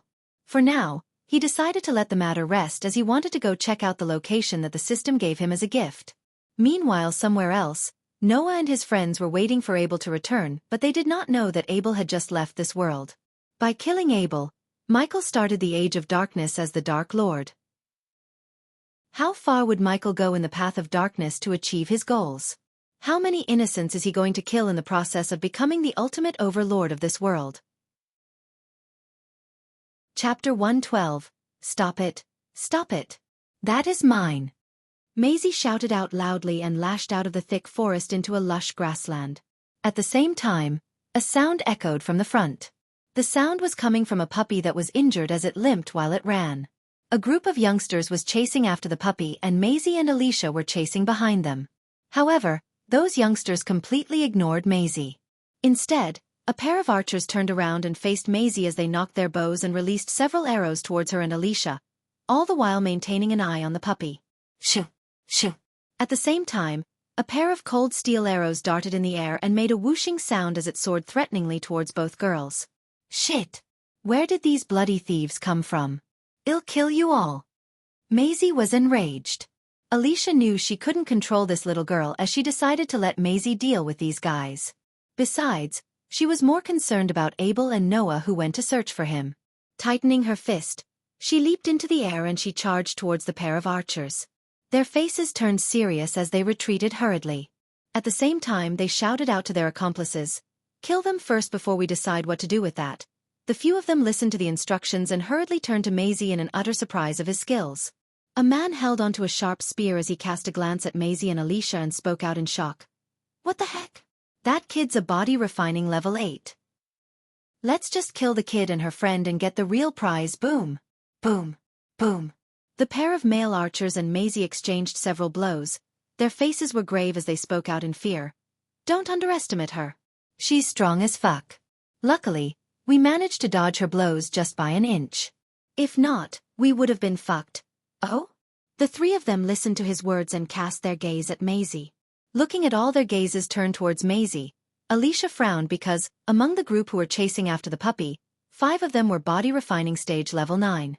The pair of archers were in the 8th level of the body refining stage. The rest of them were level 8 body refining stage cultivators.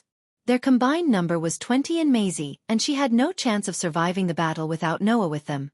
Initially, only Maisie and she were chasing the puppy, but because of the disciples from the Broad River sect who couldn't keep their mouths shut, many rogue cultivators joined the fight for the puppy. You go after our prize and well deal with them. After giving the order, the rest of the group blocked Maisie and Alicia's path. Maisie's face turned red in anger as she kicked the ground and spoke out loud. I was the one who found it first. The rest of you started chasing it without saying anything and wanted to steal it from me. Run away before I'll break all your bones. All of them listened to the little kid speak and paused for a second before bursting out into intense laughter. Break our bones? Ha ha ha. That's hilarious. You two seem to be one of those freaks of nature. We get it, but look how many of us are here. You can't win this fight. It was us who saw it first, and it was you two who's trying to steal it from us. Besides, so what if you saw it first? This is Netherrealm, not your house. Even if you came from a big and powerful family, you are nothing but a chicken waiting to be slaughtered here. Maisie, Alicia tried to stop Maisie before she does something rashly, but the little girl was too cocky. Fine. Well, do this the hard way then. Do you wish to battle us alone or together? I suggest all of you attack together so that I could go and break your underling's hands before he puts his dirty hands on my pet. The group paused again in shock at her big words. Their mouths were wide open like fools before they burst out in laughter again. Haha. I didn't hear wrongly, did I? Did this kid ask us to attack them all together? Hee hee. Kid, please don't assume that just because you've reached the body refining stage at this young age, you are unrivaled in this world. You should have taught that kid to keep her mouth shut, girl. People who think too highly of themselves will always meet their dooms sooner rather than later. Clearly, your time to die isn't very far away. As they finished speaking, the few of them had mocking looks on their faces as it turned to cold laughter as they began their assault. Maisie's eyes squinted as she laughed coldly as well. Don't worry, my death date is still very far away. However, for the rest of you, you already have one foot into the realm of the dead. Alicia knew it was too late to back off as she prepared to fight off them and hoped Noah would come to their rescue. At this moment, she missed having Noah's pills and potions to boost their power level. Haha, what a sharp tongue you have. What an ignorant fool, kill them. Good. The man and woman duo acknowledged before casting their spells. Their flying swords flew up into the sky and circled around their heads before conjuring a flaming ring that hovered just above them. They both pointed towards Maisie and Alicia in unison. The pair of archers took several steps back in order to gain some distance. They summoned their arch energy to their hands and prepared to fire arrows. Boom! Just as the two sides about to clash, a body came back flying while spurting out blood all over them. The body collided heavily with a boulder, some distance away, and the collision force left deep cracks onto the boulder. The sudden appearance of the body caused the ring of fire to disperse. Everyone including Alicia and Maisie stared at the headless body as one of the archers screamed out in horror, "It's Bowen!" Ghost. While the group was staring at the body, Alicia looked up to see Michael walking towards them. She also saw Maisie's pet sitting comfortably on his shoulder. Soon, one by one, everyone turned their gaze away from the body and noticed Michael. The man wielding the spear had an ashen look as he cast a glance towards Michael. His face showed both fear and shock. "Did you kill him?" The pair of them spoke out furiously through gritted teeth as they knocked another arrow. Michael's face was bright as a day because he had found it, a little baby dragon. Yes, the puppy they were chasing was not a puppy but an actual baby dragon. Only Maisie and few others recognized it as a baby dragon, while many others thought of it as a rare magical beast cub. When Michael reached the system-marked location, he saw the baby dragon crying for help from the clutches of Bowen. The next and the last thing Bowen saw was just a flash of light before his head was separated from his shoulders. Michael then gently picked up the dragon and saw the wounds on its body. He immediately gave the baby dragon the healing potion and even gently poured it into its mouth. The baby dragon didn't feel any ill intentions from him, and after he cured its pain and made it feel safe, the baby dragon licked his face and wrapped its tail around his neck. Besides, he bought a piece of meat that the system recommended to him and fed the baby dragon on his way to kill everyone who tried to harm his dragon. Surprisingly, more than the healing potion, it was this piece of meat that made the baby dragon love him so much in an instant. "That's mine." Michael suddenly heard a childish voice and looked down to see a little girl raising her fist. Only then he saw Alicia, and although he didn't show any expression on his face, he was surprised to see Alicia. "Let me guess, another heaven-defying genius friend of Noah," Michael sighed inside as the archers shouted at him again. "Answer the question, did you kill him?" "Are you stupid?" "Of course I did," Michael mocked the archers. His answer and the way he answered pissed off the entire group as the archers released the arrows. However, even before the arrows could reach him, they saw him disappear from their sight. Every one of them froze in shock, and in a blink of an eye, they heard a sword-slashing sound, and the ones who stood beside the archers felt a hot splash of blood hit their faces. Puh, puh. The pair of archers fell to the ground as their heads rolled off their bodies. Ding! Congratulations to the host for killing a body refining stage level 8 cultivator. The reward is 6,000 experience points and 800 badass points. Ding! Congratulations to the host for killing a body refining stage level 8 cultivator. The reward is 6,000 experience points and 800 badass points. The next moment, he returned to the place where he stood before killing the archers. "You're dead meat. You dare to kill my Broad River sect brothers. You're finished." The man wielding the spear stopped in his tracks and glared at Michael in rage. "Blood River sect. Holy shit, I'm lucky. I was searching for you guys." Chapter 113. Why was he searching for them? Everyone was thrown into a moment of confusion as they looked at each other. Indeed, nobody knew the meaning of his words. Only the man who was wielding the spear glared coldly at Michael and had a faint cold smile on his face. Searching for us? Well, you drew out attention in a most stupid way. The minute he spoke out, everyone paused to listen before they started to react. He killed Bowen. What are we waiting for? Damn it, that's our baby dragon. Catch him. Let's show him what would happen to those who mess with the Broad River. Dang. In that instant, even without their leader to instruct them, the Broad River sect disciples rushed towards Michael with faces of evident rage. Stop, however, their steps were halted by Michael's voice, and although he spoke quietly, the arch energy made his voice sound loud. What? The spear-wielding man and the archers asked Michael, while Alicia looked at him curiously to see why he asked them to stop.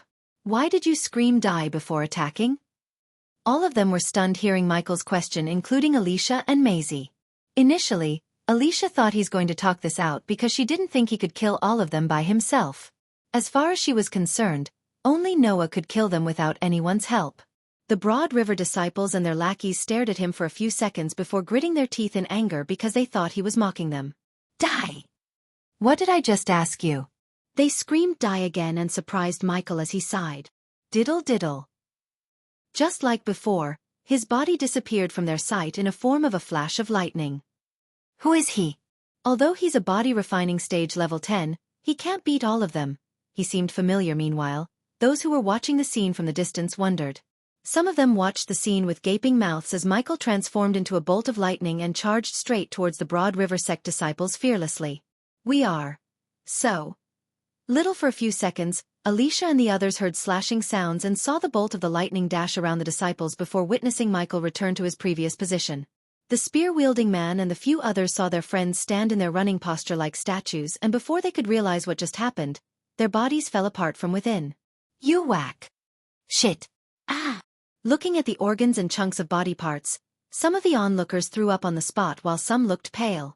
They didn't see Michael swing his sword, but they all now realized that he cut them like a piece of meat and he was too fast to see his motions. Just one move was able to do this? He had killed 10 Broad River sect disciples in a few seconds, and they were all level 9, body refining stage cultivators. How was this possible? The remaining Broad River sect members were shocked as their mouths were opened wide in fear. The way they looked at Michael took a tremendous change. Their arrogant facial expressions gave way to that of fear, as though they were looking at a strange beast.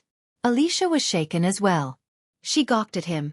Her mouth was slightly opened in surprise and shock. Ding! Congratulations to the host for killing a body refining stage level 9 cultivator. The reward is 7,000 experience points and 800 badass points. Ding! Congratulations to the host for killing a body refining stage level 9 cultivator. The reward is 7,000 experience points and 800 badass points. Ding! Congratulations to the host for killing a body refining stage level 9 cultivator. The reward is 7,000 experience points and 800 badass points. Ding!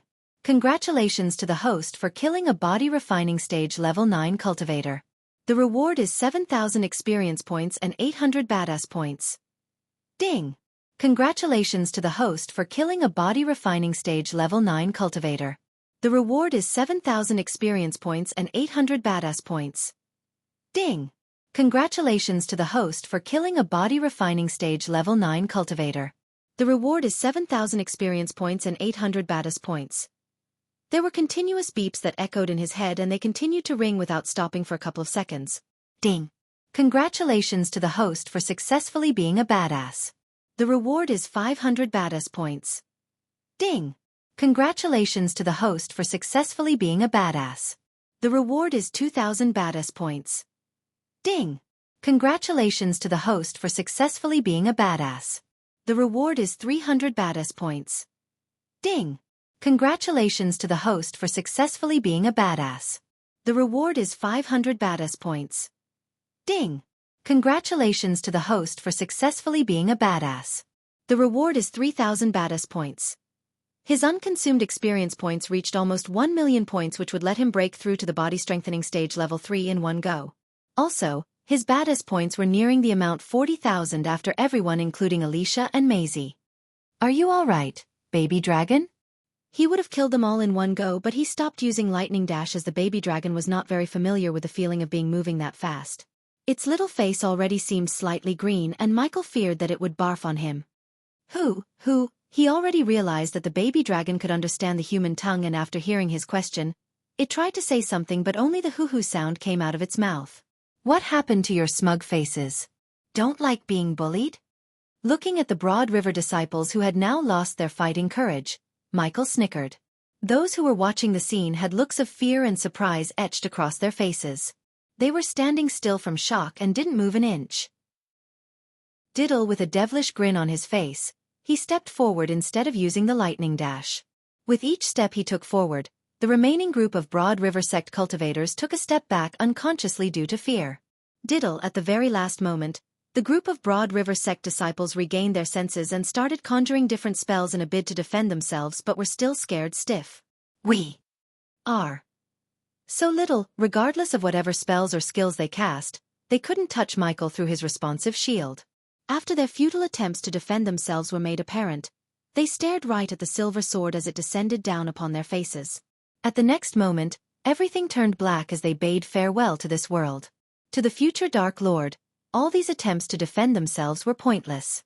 The onlookers stared at him wide-eyed, completely astonished, and somewhat fearful. Why is he this powerful? Who the heck is he?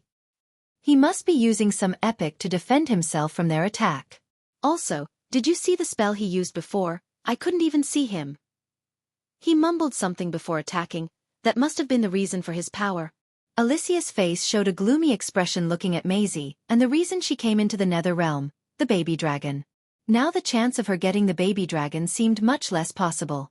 Even Noah wouldn't fight him for the baby dragon because it didn't belong to Maisie, but she only found it first. She could see the baby dragon had already started to feel safe around him and thinking of him as its friend. Meanwhile, Michael was killing the rest of the Broad River sect happily as well. The system was repeatedly beeping in his mind, informing him of the rewards he had received. Ding! Congratulations to the host for successfully being a badass. The reward is 500 badass points. Ding! Congratulations to the host for successfully being a badass. The reward is 500 badass points. Ding! Congratulations to the host for successfully being a badass.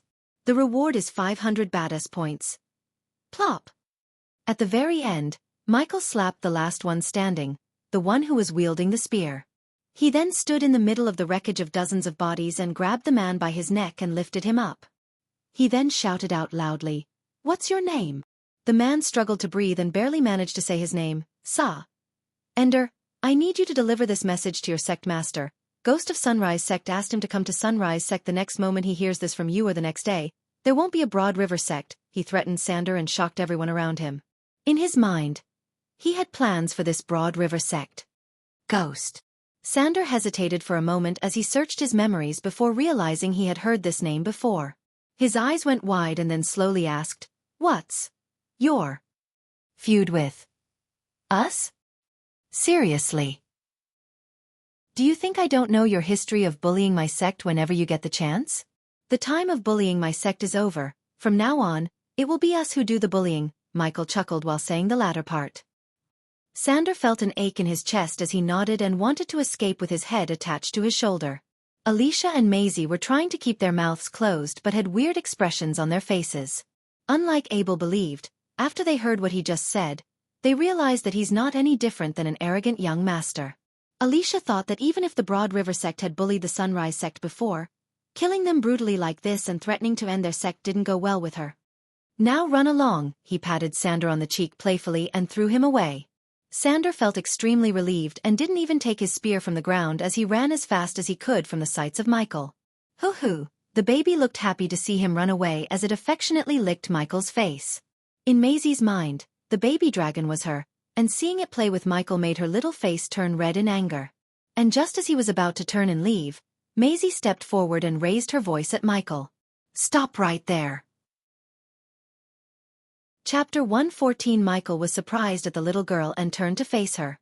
She was nearly Cindy's age, but in his eyes, this little girl was nowhere near Cindy as she seemed extremely arrogant and tyrannical. "It's mine." Even though there was no need to raise her voice to reach him, she shouted in a domineering way. For a moment, he stared at Alicia and hoped she would warn this little girl yet. Alicia did nothing. He kept staring at the little girl and didn't speak a word as she stepped forward and pointed her finger at the baby dragon. That baby dragon belongs to me, Maisie Cooper. Alicia almost forgot how domineering this little girl could be. They didn't see this side of Maisie because when Noah was around, Maisie would behave like an obedient kitten.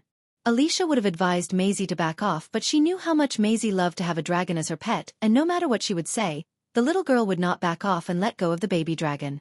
Therefore, Alicia decided to back Maisie, and if push comes to shove, she would fight Ghost until Noah and Abel arrive. Oh! On the other side, Maisie saw him gently grab the baby dragon and search its body for something. Hoo-hoo! The baby dragon giggled as it felt ticklish when he lifted its wings and examined its body. Maisie and Alicia frowned watching him before he placed the baby dragon on his shoulder again and looked at Maisie.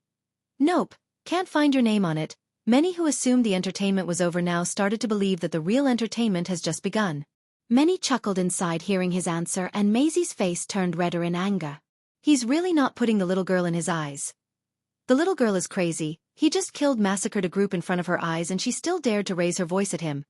She's either too stupid or belongs to a big power. Let's just wait and see, the onlookers murmured looking at him and Maisie. Give me my dragon before I make you. Do you think I'm afraid of you? Maisie palmed her fist and looked like she was ready to fight for the baby dragon, which only made Michael chuckle. You should be afraid of me if you think you can take the baby dragon from me.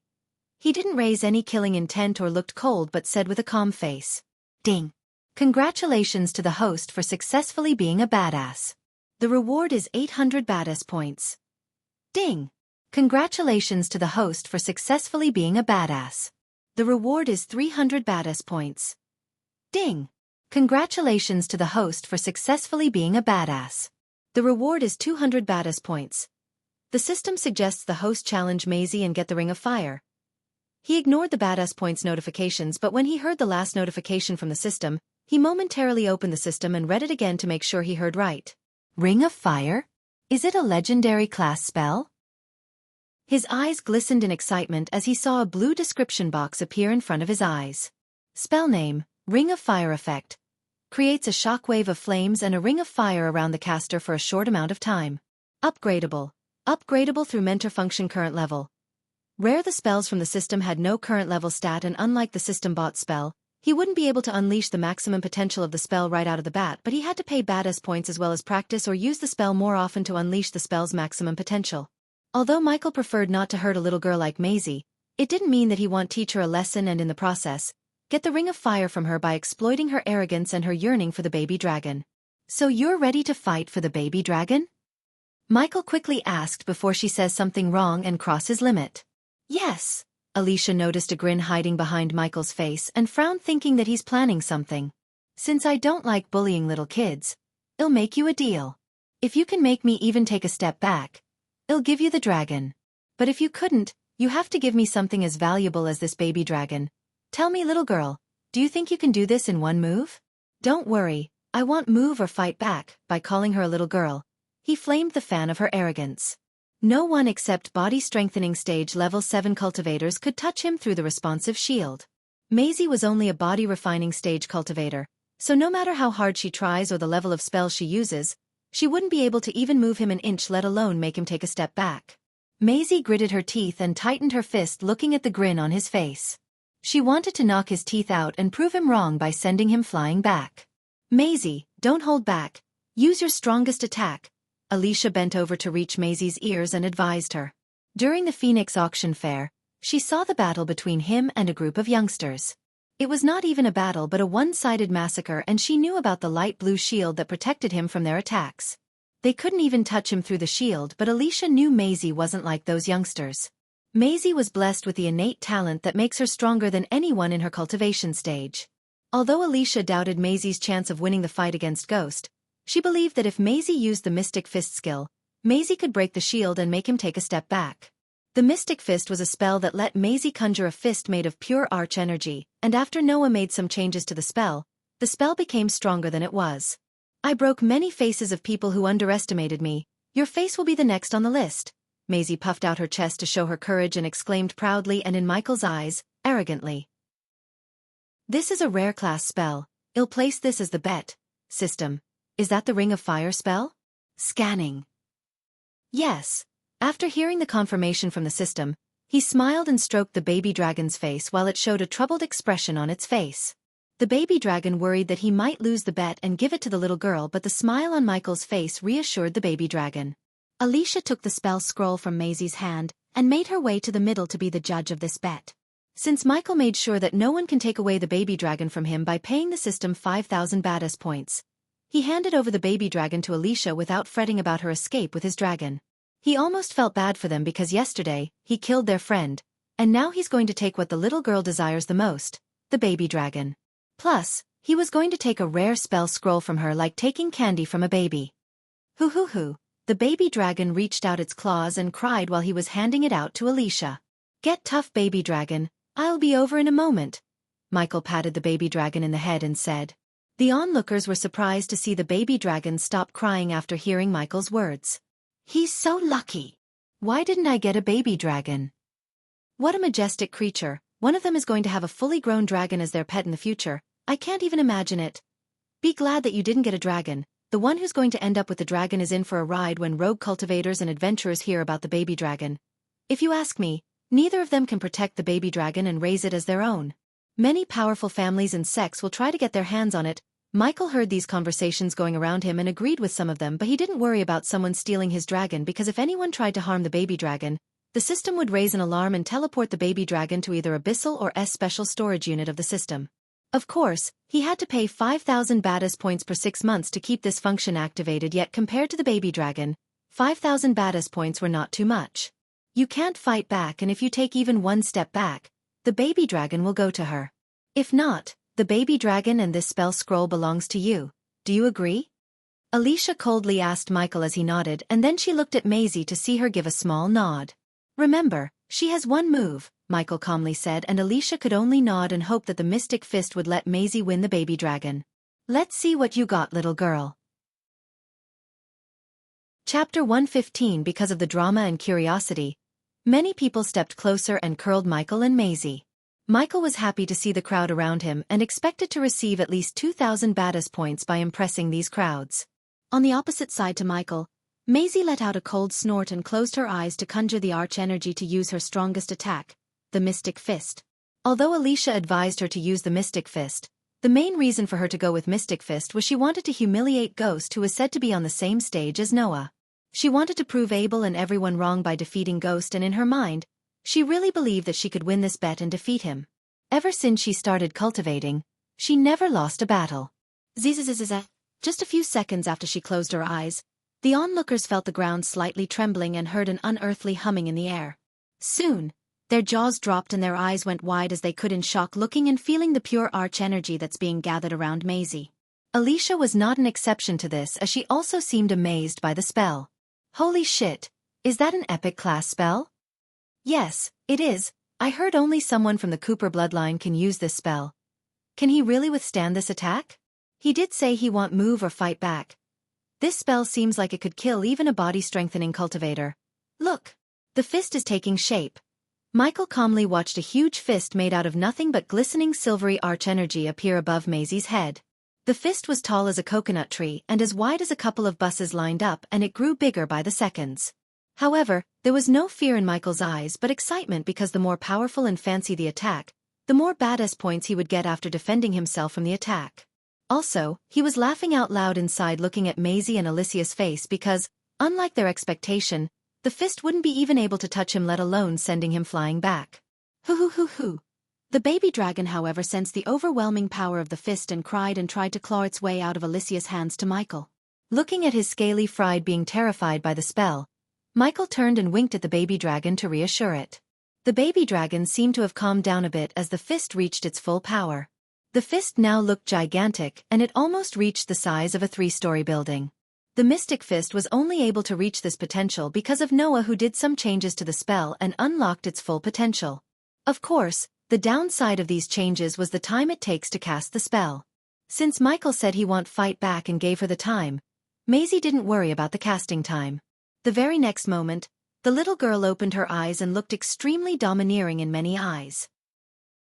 Alicia stepped back a few meters in case the aftershock was too powerful and pushed her away. Let's step back away. Many people thought the same and rushed back away from Michael and Maisie while not taking their gazes away from them. Are you finished? I have places to be. Maisie's body shivered in anger seeing the calm and careless look on his face. Why is he so calm? If he's acting like he's cool, he's the damn best actor I've seen. I don't think he's acting.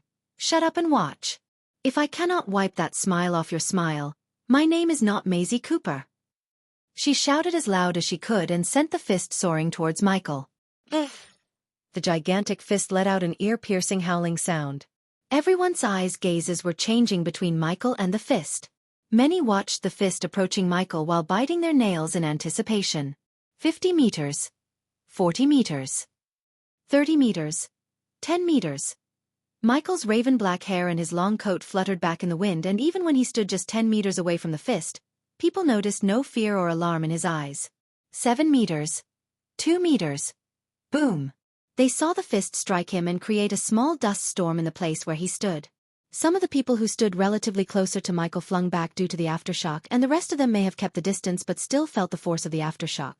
Many, including Alicia, were forced to take a few steps back. People saw Maisie stand a few meters back from where she stood initially, and turned their gazes at the dust storm. What? Alicia's voice was quiet, but Maisie and some of them could hear her. A few seconds after, the dust storm settled and revealed Michael, and only then they realized the reason for Alicia's shout. Maisie, Alicia, and every single one of them who witnessed the clash stood still in utter shock because there stood Michael. Neither did he have a scratch on his body nor moved an inch from where he was before the attack. Ding! Congratulations to the host for successfully being a badass. The reward is 800 badass points. Ding! Congratulations to the host for successfully being a badass. The reward is 300 badass points. Ding! Congratulations to the host for successfully being a badass. The reward is 1000 badass points. Ding! Congratulations to the host for successfully being a badass. The reward is 600 badass points. Ding! Congratulations to the host for successfully being a badass. The reward is 200 badass points. He expected 2000 badass points, but he got double the amount than he initially thought. He thanked Maisie and Alicia for this wonderful opportunity. That was it? Humph, he snickered, and his gaze was full of content and ridicule which shook Maisie's pride and self-confidence. How? What? Maisie couldn't help but mumble under her breath in utter shock. Not in a million years she thought he would stand still taking the mystic fist head-on. What shocked her more was Noah's words as he said no one in the same cultivation stage as she would survive the fist. But not only she was unable to kill him, she couldn't even make him take a step back. Arrogance has to be earned, and if something needs changing dash. He didn't complete his sentence but raised his hand as the scroll and the baby dragon came flying into his hands. The baby dragon's eyes were filled with joy, and it quickly clawed its way to his shoulder from his hand and wrapped its tail around his neck to sit comfortably on his shoulder. Usually, Maisie would have a snarky comeback for everything, but now, no words came out of her little mouth because of the shame and shock. His words flamed the fans of her humiliation. It's your attitude. After the onlookers digested the fact that he actually survived the mystic fist, they looked at him with utmost admiration and respect. Don't think too highly of yourself because you reached this level at a young age and have an epic class spell. I could have killed you 100 times before you finish casting that spell of yours.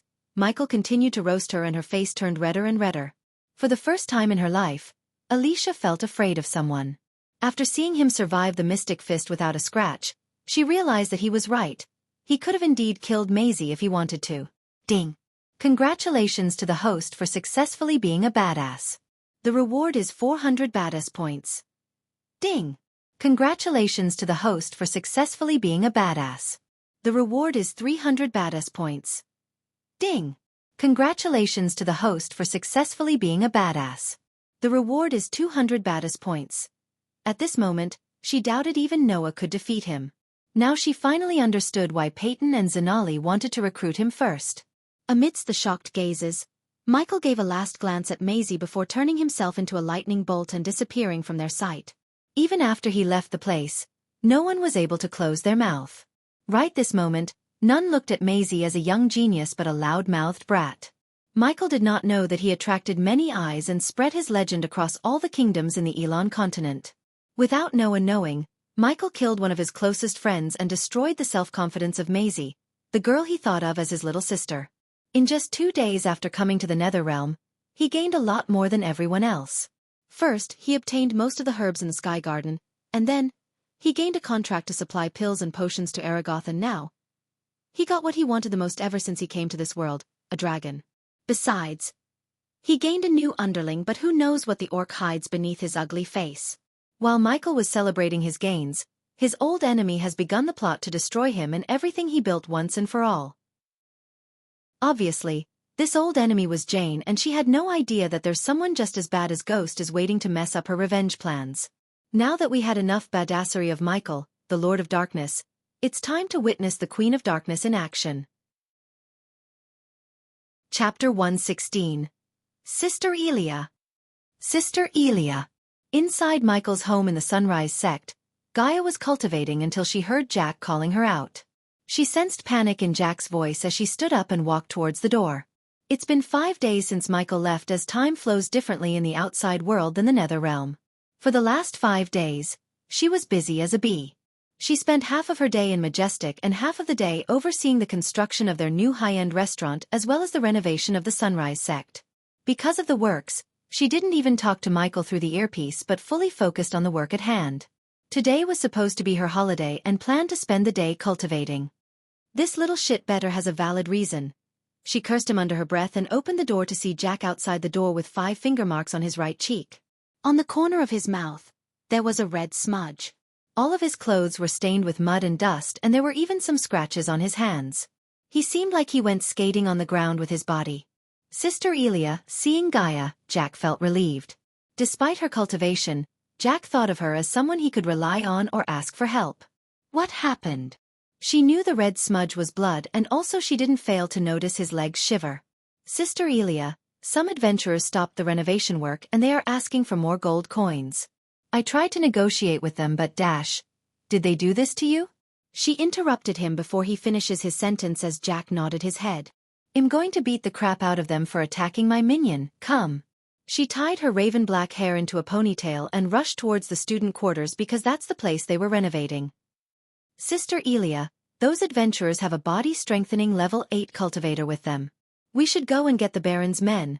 While the sect is being renovated, Claire and the elders went to capital to meet the King of Bredia and settle their debts. Daniel and Ricky were working with the dwarven engineer to build the restaurant according to Michael's plan. That left the sect with Elia, and she appointed Jack as her minion and gave him the job to oversee the renovation while she's away. Shut the fuck up and follow me. Plop. She slapped the back of his head hard and continued to walk. After he was slapped and thrown away from the student quarters by those adventurers, his first instinct was to run to Ghost's home and call Sister Elia. He didn't think anything about her cultivation or how weak she is compared to a body-strengthening cultivator. For Jack, Ghost was the highest existence in his world, as he basically worshipped him in his mind. Because of Ghost, he had tremendous respect towards Elia, even though she would beat him regularly whenever she gets the chance. However, he never got mad at Elia after a while because he knew she might be the only person who would fight for him and protect him like a big sister. He ran behind her like a little kid and hoped that she has a way to resolve this conflict with the adventurers. A few minutes after, Gaia and Jack came to the renovation site. No one can work until someone pays us what they owe us. The disciples and the workers stopped what they were doing and kept their distance from a group of adventurers who just beat Jack.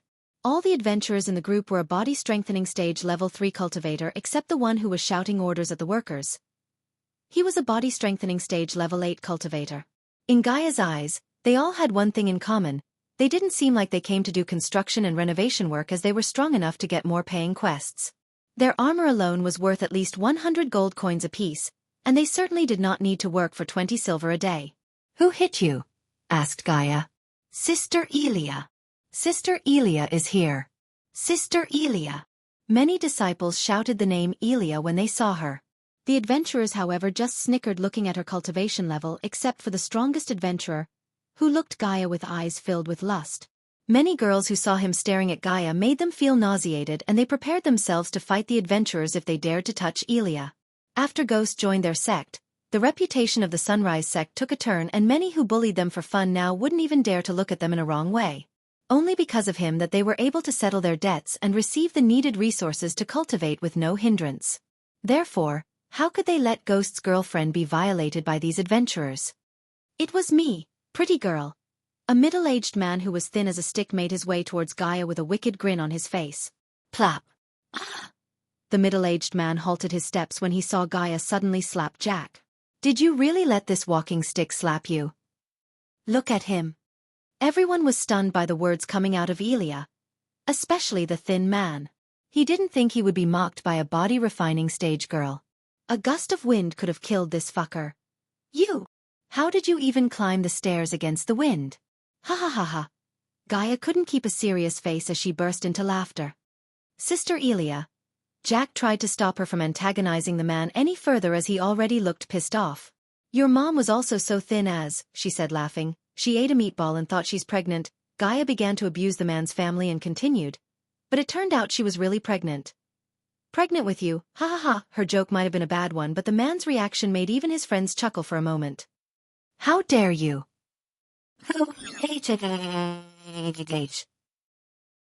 However, when he stepped forward at Gaia raising his fist, she let out a blow of wind, and shockingly, the wind came out of her mouth really did send him flinging away like a kite without an anchor in a storm. The scene stunned everyone as they watched the man disappear with their mouths wide open. She only looked like a body-refining stage cultivator, but in reality, she was a core formation level 7 cultivator. For her, killing a body-strengthening stage level 3 cultivator as easy as stepping on an ant. Was that me or the wind? She looked at the sky and said while the rest of the adventurers stared at her speechlessly. Sister Elia, you. Gaia ignored Jack and looked at the leader. I heard you want more gold coins. Hey, race my counteroffer. Pay my minion's healing cost. Apologize to him and run away as fast as you can. There was no smile on her face as she said seriously. Healing cost? How much would that be? The leader, who was a bulky old man with a white beard, asked. 9,000 gold coins plus 2,000 for the psychological pain my minion experienced because of you. Is Sister Elia serious? Did you do that? How did she do that? Am I seeing it wrong, or she's just a body-refining stage cultivator? I bet Brother Ghost gave something to her making her this powerful. I think so too, or how could have she done that? Do you think she can kill him too? I don't know that, but if they hurt her, Brother Ghost will tear them to pieces. He's not here. Let's hope Sister Elia can beat their ass. The disciples already began to chatter while the adventurers had weird looks on their faces after hearing Gaia's words. They did not know whether she's joking with them or not, but they knew that she's not normal. Are you hit on the head, girl? I don't know what you used to do what you did, but dash. No buts, you either do what I told you or die, Gaia interrupted the leader with her words, and seeing the careless look on her face, the leader glanced at the man on his side as he stepped forward to take care of Gaia. Jack, keep an eye on that guy. I have a feeling that this is now what it seems to be. While the man was on his way towards Gaia, she ordered Jack and rolled her sleeves upwards. After looking at the confidence in her eyes, Jack felt powered. He gave a quick nod and started to watch the leader as she said, I need to torture your leader, so I suggest you all 6 to come at me together. I don't like my time being wasted. The more everyone heard her words, the more they became surprised and shocked. If anyone else was in this situation, they would be afraid, but in her eyes, there was no fear at all. Bring me all the teeth on her mouth. The leader had enough of her. He never expected a body-refining stage cultivator like her would mock them to this extent without showing any signs of distress. Good way to torture someone. I'll pull your teeth one by one. Just wait a few seconds. Chapter 117. Gaia spoke with a voice like a great bell while portraying an incredibly imposing manner. The disciples heard her words and they couldn't help but feel goosebumps all over them. Since Gaia seemed like she has a way to kill them all, they trusted Gaia instead of doubting her. Humph. You're just a small body-refining warrior. You haven't even reached level 8. Yet you dare threaten me and kill one of my men? You're simply courting death. 3 of you, go beat the crap out of these disciples. I'll handle her. The leader let out a cruel snort. While giving orders to the others, he stared at Gaia with a bloodthirsty look. Once he finished speaking, he stuck his tongue out of his mouth and licked lips. Understood. The other 3 dashed towards the disciples at the same time. They were fast, but Gaia was faster. With no warning, Gaia blocked the way in front of an adventurer, then she smashed his skull with just a single palm strike. Holy! The disciples and the workers who just saw this scene were terrified beyond words. They never thought a body-refining stage cultivator like her could kill a body-strengthening stage cultivator simply like this. She just slapped him, but his head exploded like an overfilled balloon. After brutally and quickly killing the first person, Gaia didn't slow down as she punched the second one through his chest. A hot splash of blood spread across many disciples' faces, and Jack saw Gaia's hand sticking out of the man's back with a still beating heart in her hand. "What?" the leader shouted out in disbelief. He could finally react and halted his steps. He just stood still like a statue, speechlessly. He never expected that this young girl whom he looked down upon could have such a ferocious approach and kill 2 of his men in an instant, making their adventuring party suffer a great loss. "You're gonna die." The leader became furious. He quickly retrieved his mace and raised the mace high up into the air. Then he forcefully threw it towards Gaia. With this action, he tried to save the third man's life before she could brutally kill him. However, she grabbed the man by his neck and threw him towards the mace, which was still soaring through the air. Plop! Blood and pieces of flesh flew off in all directions. The mace produced a buzzing sound after it collided with the man's body.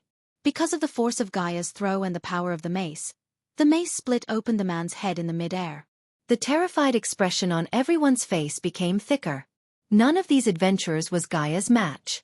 Although the leader was much stronger than the men she just killed, compared to her, he was still feeble as a baby. When she killed these men, in the nether realm, Michael received the notifications and tried to contact her through the earpiece, but she put the earpiece in her space ring while she was cultivating and didn't put it back on. Among his party, 3 were instantly killed by Gaia, and 1 was sent into the sky. They were hired to cause problems for Ghost while he was away and hurt his girlfriend as well as a few of the disciples in the process. But, right at this moment, he realized that he stepped into the wrong place and met a devil in the form of this girl. Sister Elia rocks. Hail, Sister Elia. Looking at the terrified faces of the remaining adventurers, some of the male disciples cheered after Jack. "Hey!" The leader let out an angry roar. Then he unleashed his full power and slashed his mace at Gaia as she punched the mace, covering her fist with arch energy. Bam! The mace and the fist clashed with each other. The center of collision exploded and, surprisingly, there appeared cracks on the mace. The leader was sent dozens of meters away from the impact while coughing blood out from his mouth. "Humph! Can't even withstand a single fucking punch." She let out a cold snort. Then she turned her attention at the remaining adventurers before they could escape and dashed at them with a wide, evil grin on her face. The grin on her face not only terrified the disciples but also sent a cold chill running the adventurers' spines. The adventurers intended to escape, but before even they could take a step, she appeared before them and started crazily attacking them. Bam, bam, bam. With every strike, a loud explosion-like sound would follow. The adventurers tried blocking the attacks with shields in their hands, but, under Gaia's lightning-fast attacks, they could only defend for a few seconds before she broke shields and bones. She could have simply killed them 1 punch to each adventurer, but she beat them to induce the fear of God in the leader's heart so he would break easily when she starts investigating him. Besides, this was her first battle after a long time, therefore, she didn't intend to end the fight so soon. If Michael was here, he would be surprised at the way she moves and fights and think of her because she fought like the female version of Bruce Lee and Ip Man mixed together. With each one of her strikes, 1 adventurer would spit out a mouthful of blood and drop to the ground, losing their consciousness in fear and pain. Damn it, who is this abnormal monster and why is she so strong? The leader couldn't help but curse. Today, he had personally decided to attack, and he had also brought many experienced body-strengthening stage warriors with him. In his mind, with this strong force, he would be able to kill not only the ghost but everyone in this sect. Yet, he had never expected he would suffer such great losses. Dead already, sigh. Weak as you would choose what quest? Catch goblins? Looking at the adventurers on the ground laying in their own pool of blood, she sighed and asked the dead ones with a disappointed face. Right at this moment, there was nothing but fear in the leader's eyes. Deep down, he wanted to tear the old man who gave this quest into pieces. At first, he took this quest to cause problems for Ghost and his sect because it was great pay for an easy job such as this. But now he wanted to go back in time if he could and change his decision. Not good. Looking at the grin on her face, the leader's legs trembled in fear. He could sense a great amount of danger from her right now. He immediately conjured all the arch energy in his body and tried to escape, but Gaia was way too fast. It was so fast that the leader couldn't escape at all. He could only move with instincts and raise the mace to attack.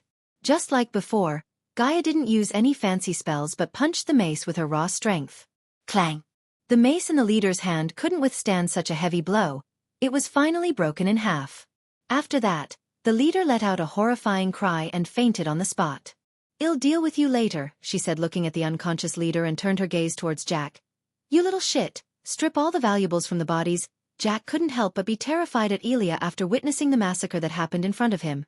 It took a few seconds for him to react to her order, and he walked towards the bodies as fast as he could to do as she said.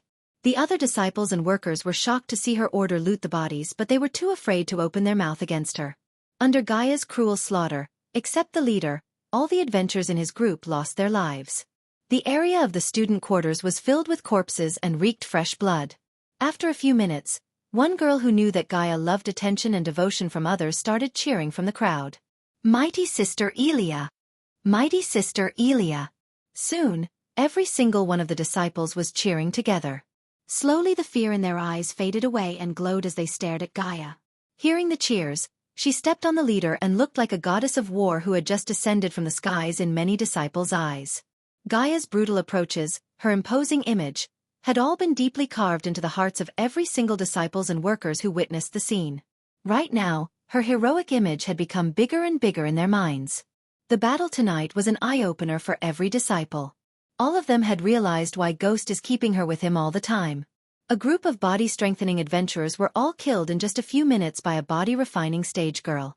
Such an incredible outcome wasn't possible even in the dreams of the people. Gaia waved his hand. Then the cheering immediately quieted down. All of them looked at Gaia, awaiting her next command. "This will be the outcome for those who dare to mess with us." Chapter 118. A few hours after the events of the Sunrise Sect, nightfall illuminated by the rise of stars, so at Baron Totonk's manor in the black. Frost grew over the windows even as the duvet kept the girl in the room warm. The girl wore a silky nightgown and watched the ice crystals grow for a while, allowing her brain to be empty. The morning would bring the beauty of the ice for sure, that crunch under the boot and the bold greeting cold air brings. Yet between now and watching her breaths rise as new white puffed clouds, she knew that the night is going to be a cold one. Knock, knock, knock. While the girl was looking at the distant sky through the window, someone knocked on the door softly. "Come in." The door opened with a low creaking voice, and then through the door came an old man who had his face covered with a dark hood. "Miss Totonk, it seems there was a small hindrance to our plan," the old man said as Jane turned her gaze away from the distant sky to him. But Howard handled the situation and brought the girl here. The seriousness and the anger within her eyes disappeared. Her mouth curved upwards to reveal a small smile. Jane was prepared to punish the old man if he failed his task. She already had hatred towards Ghost simply because Selena hated him, and she would hate anyone that Selena hates. Her mother passed away when she was just born, and although Selena was just her cousin, Selena raised her like a little sister, and for Jane, she was like a mother. Therefore when she heard Selena's complaints about a guy who tried to perv on her at the waterfalls, Selena wanted to tear the guy into pieces. Like pouring petrol into the fire, her anger burned hotter after she heard what happened in Heaven's Gate competition. By stepping onto the 100th step and standing beside Selena and Jack despite their strict order against it, Ghost disrespected Selena.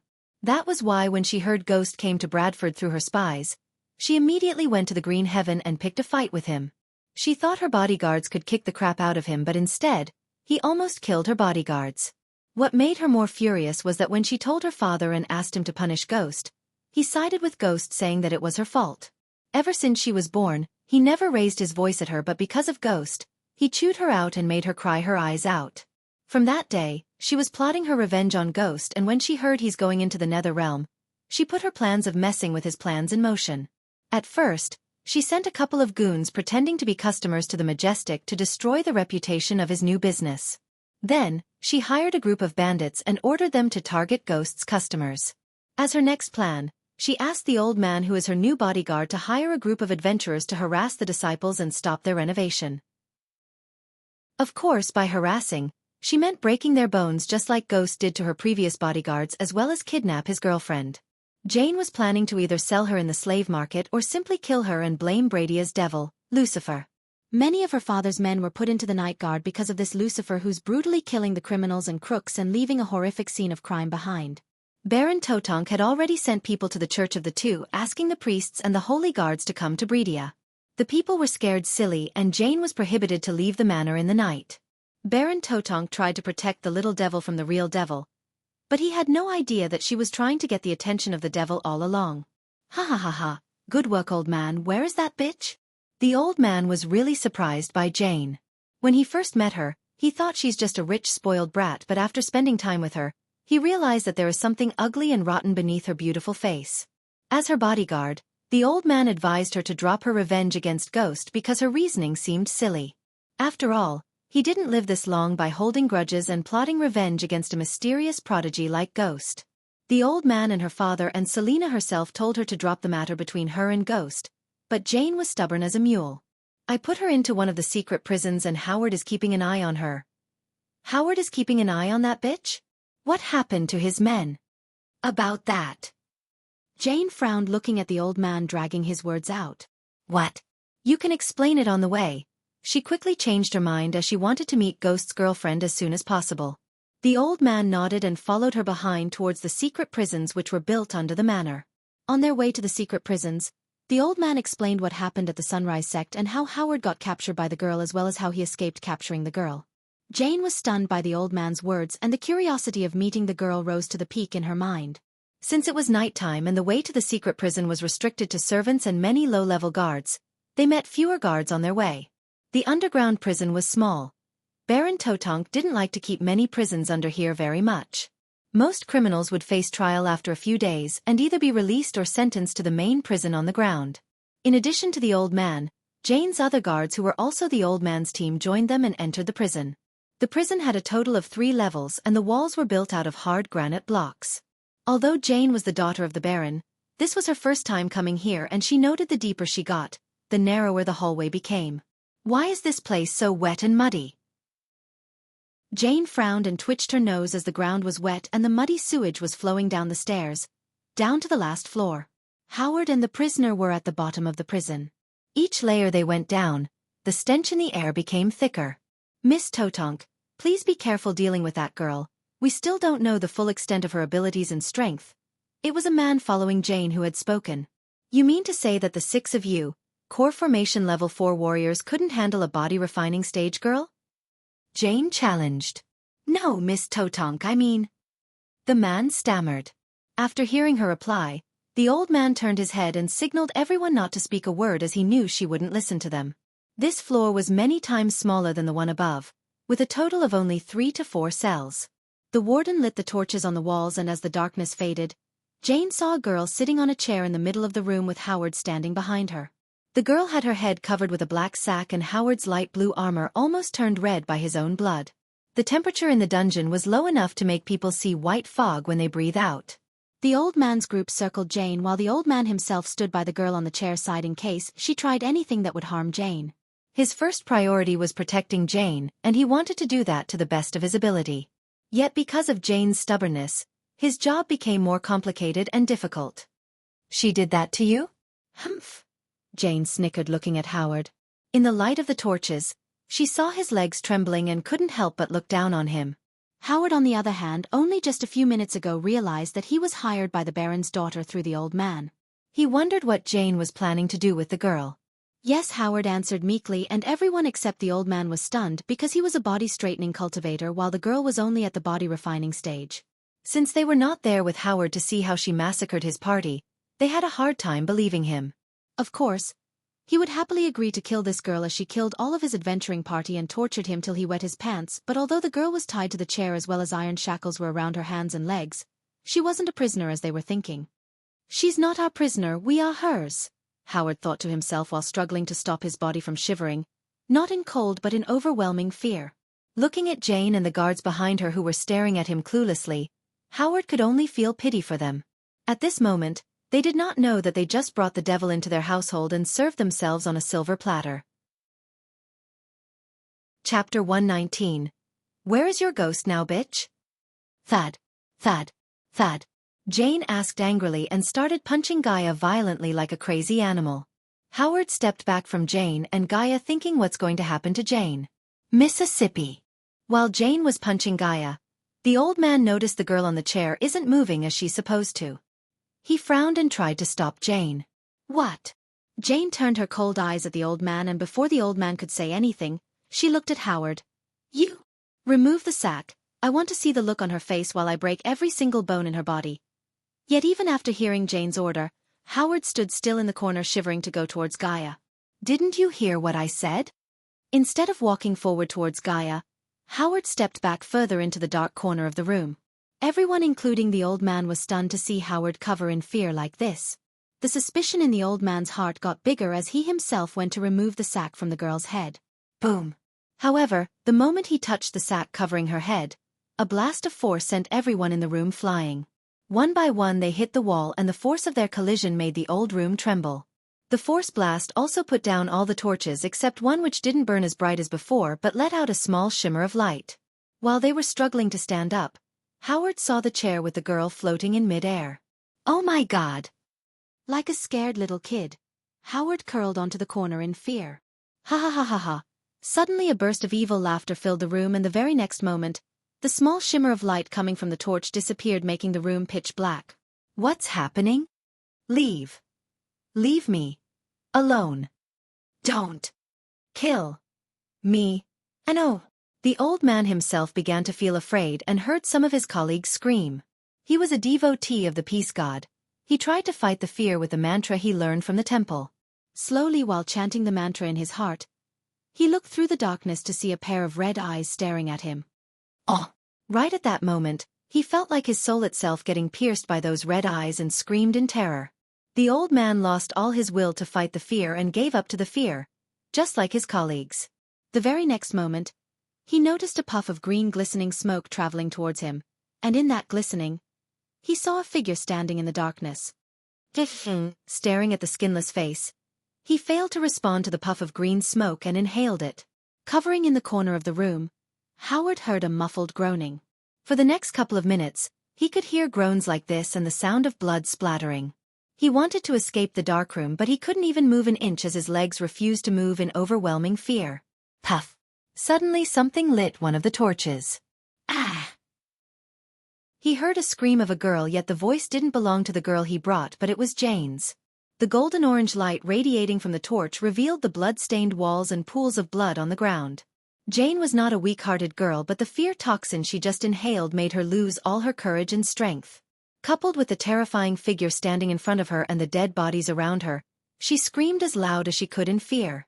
She tried to take her gaze away from the figure staring at her and saw the cold dead eyes of her bodyguards.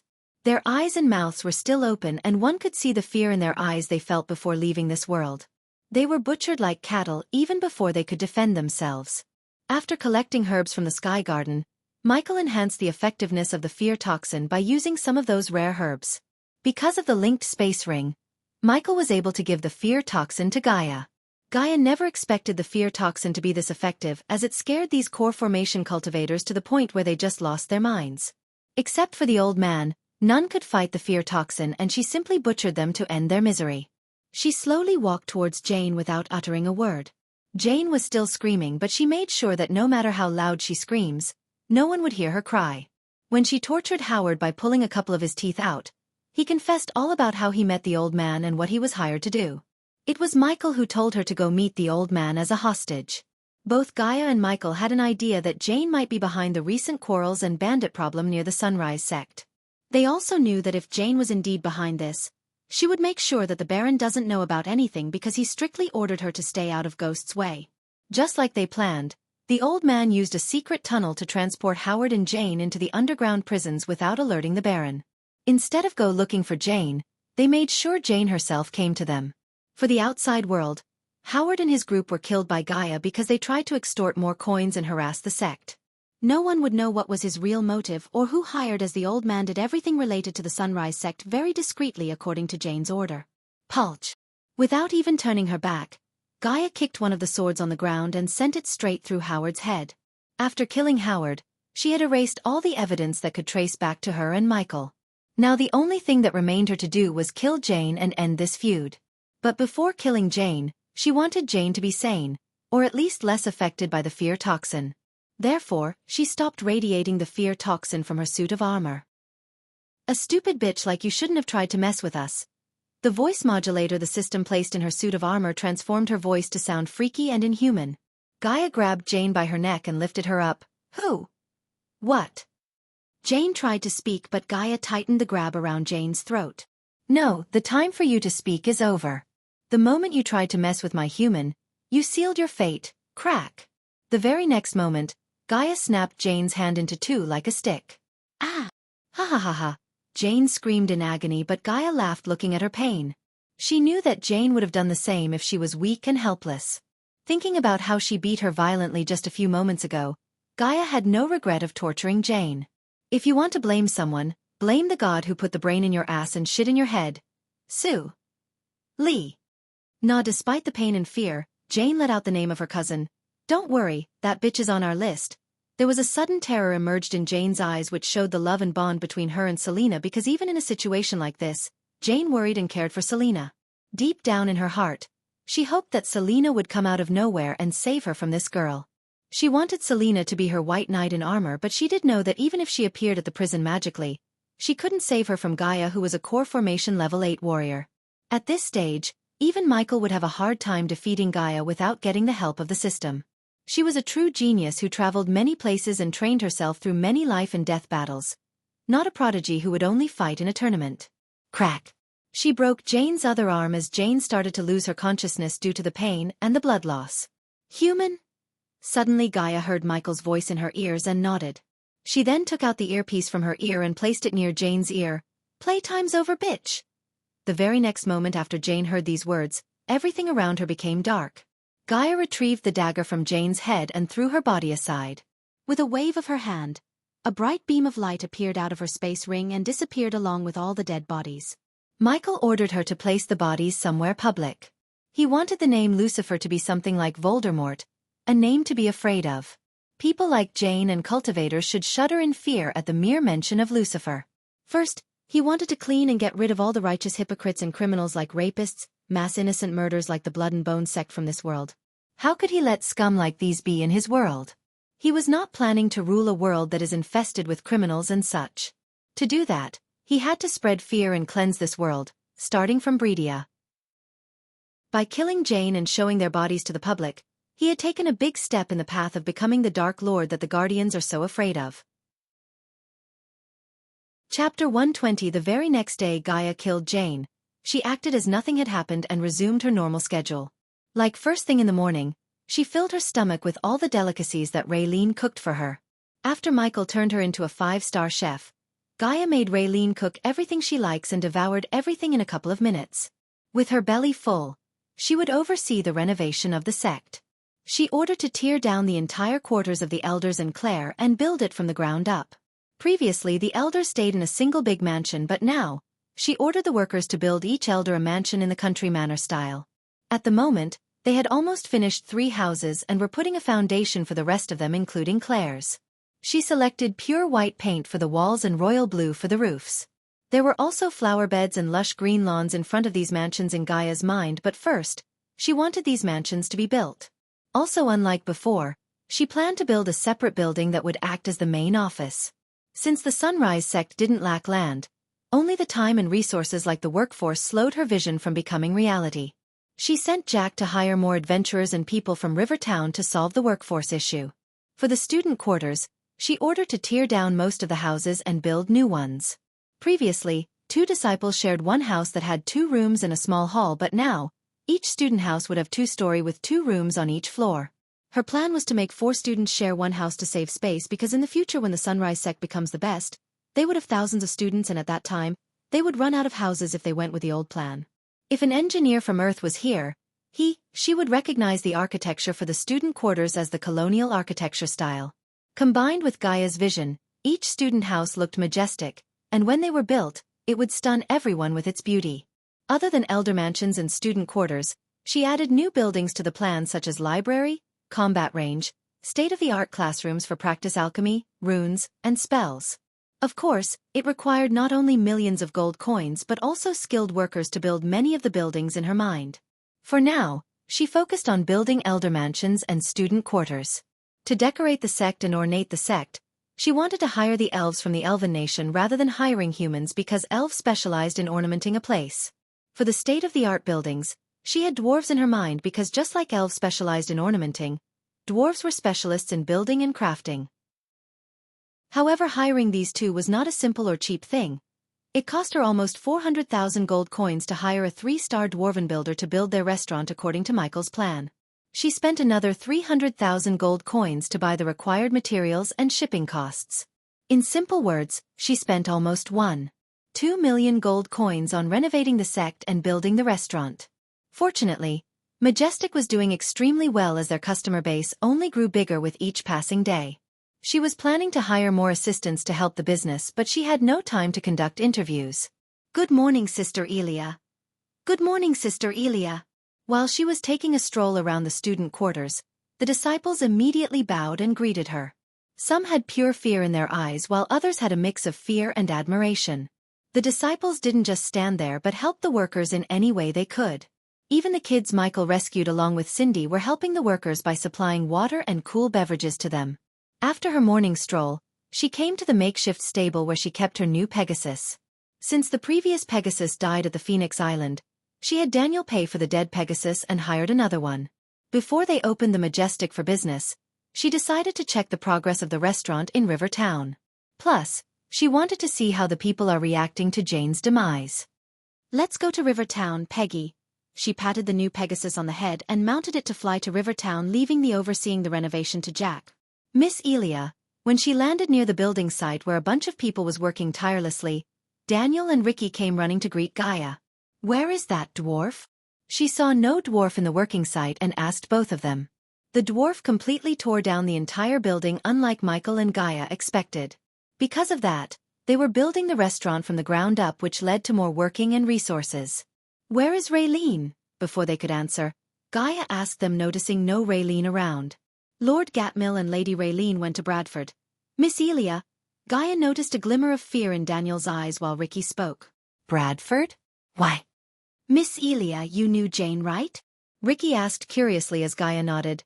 The Devil of Bredia killed her and all of her bodyguards, unlike Daniel. There was no fear in Ricky's eyes, which surprised Gaia because weak people like him would be terrified in a situation like this. "Jane is dead." "Are you serious?" She acted as she didn't know anything about Jane. Ricky and Daniel nodded. "Yes, Miss Elia, I just came from Bredia. The entire city is in panic and the Baron's sigh." Ricky sighed and felt pity for the Baron.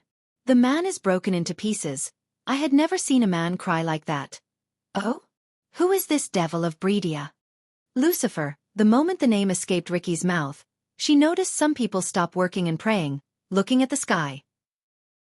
"Many people call him the Devil of Bredia since he first appeared in Bredia." "Him?"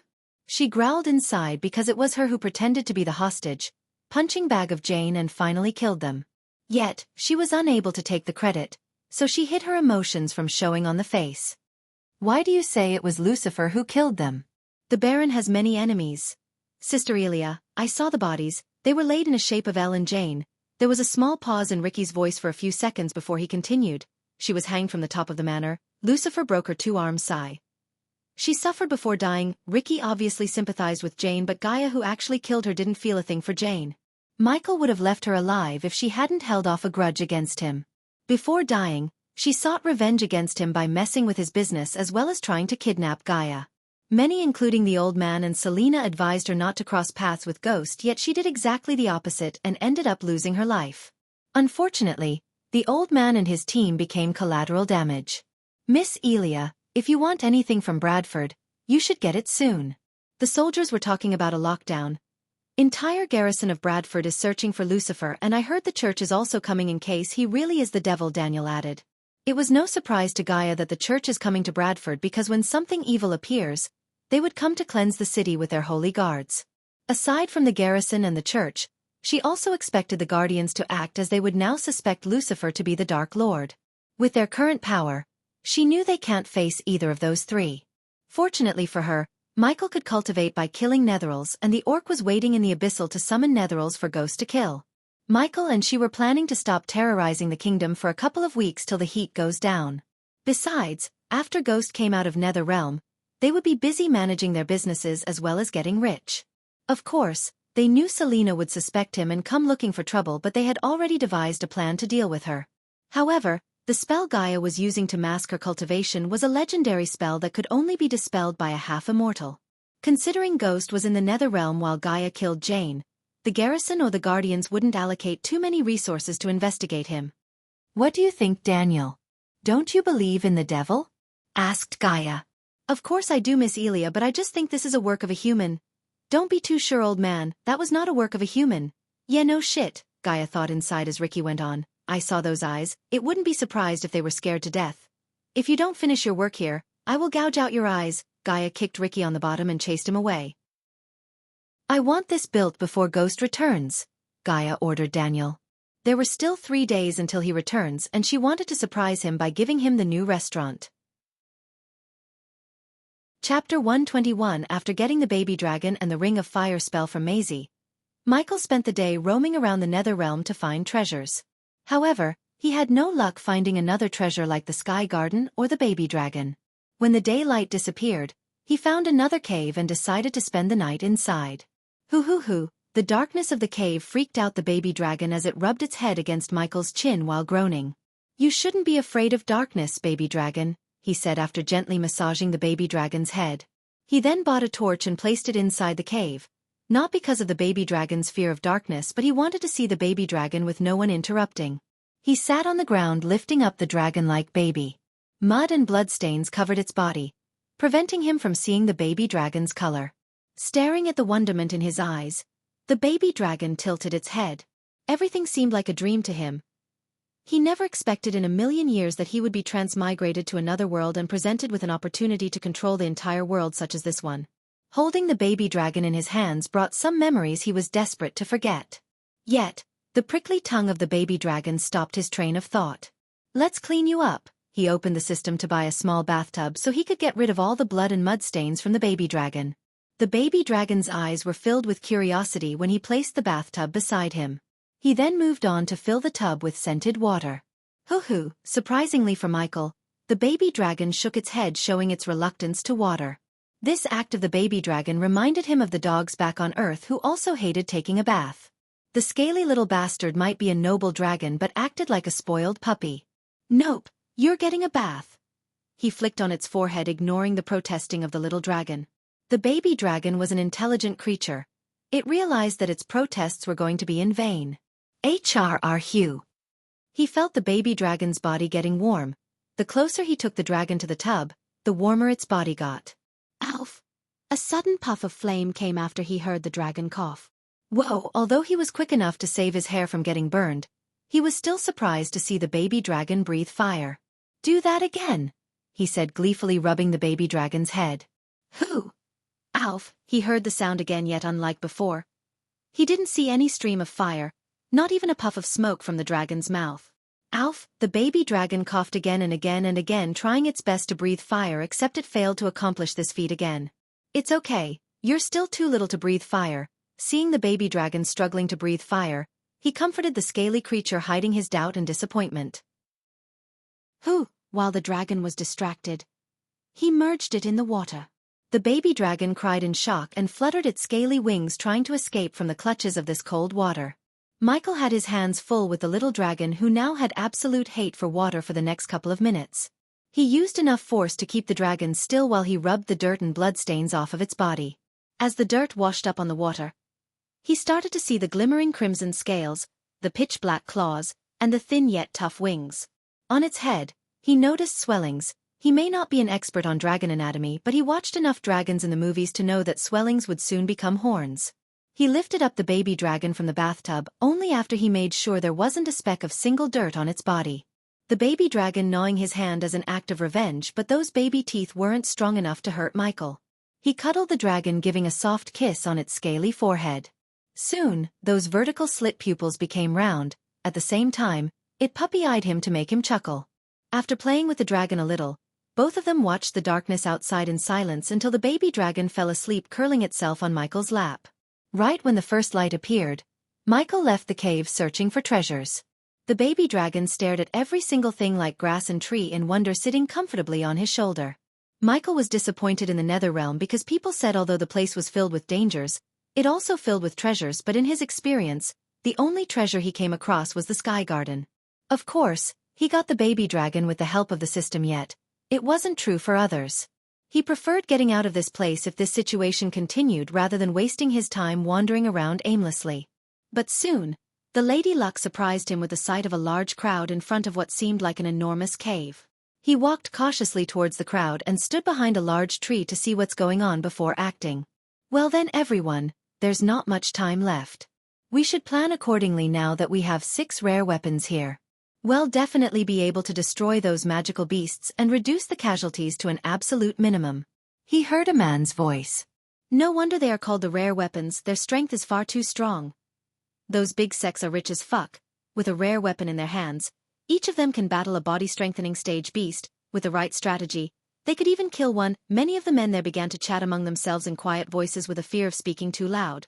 There are a total of 4 magical beasts. Each one of them is extremely dangerous and powerful. It requires 2 of us with a rare weapon in order to fight one of them to a standstill. I can only guess that it would take 3 of us with a rare weapon to kill one of the magical beasts. We have 6 rare weapon users, meaning that we can kill 2 of them.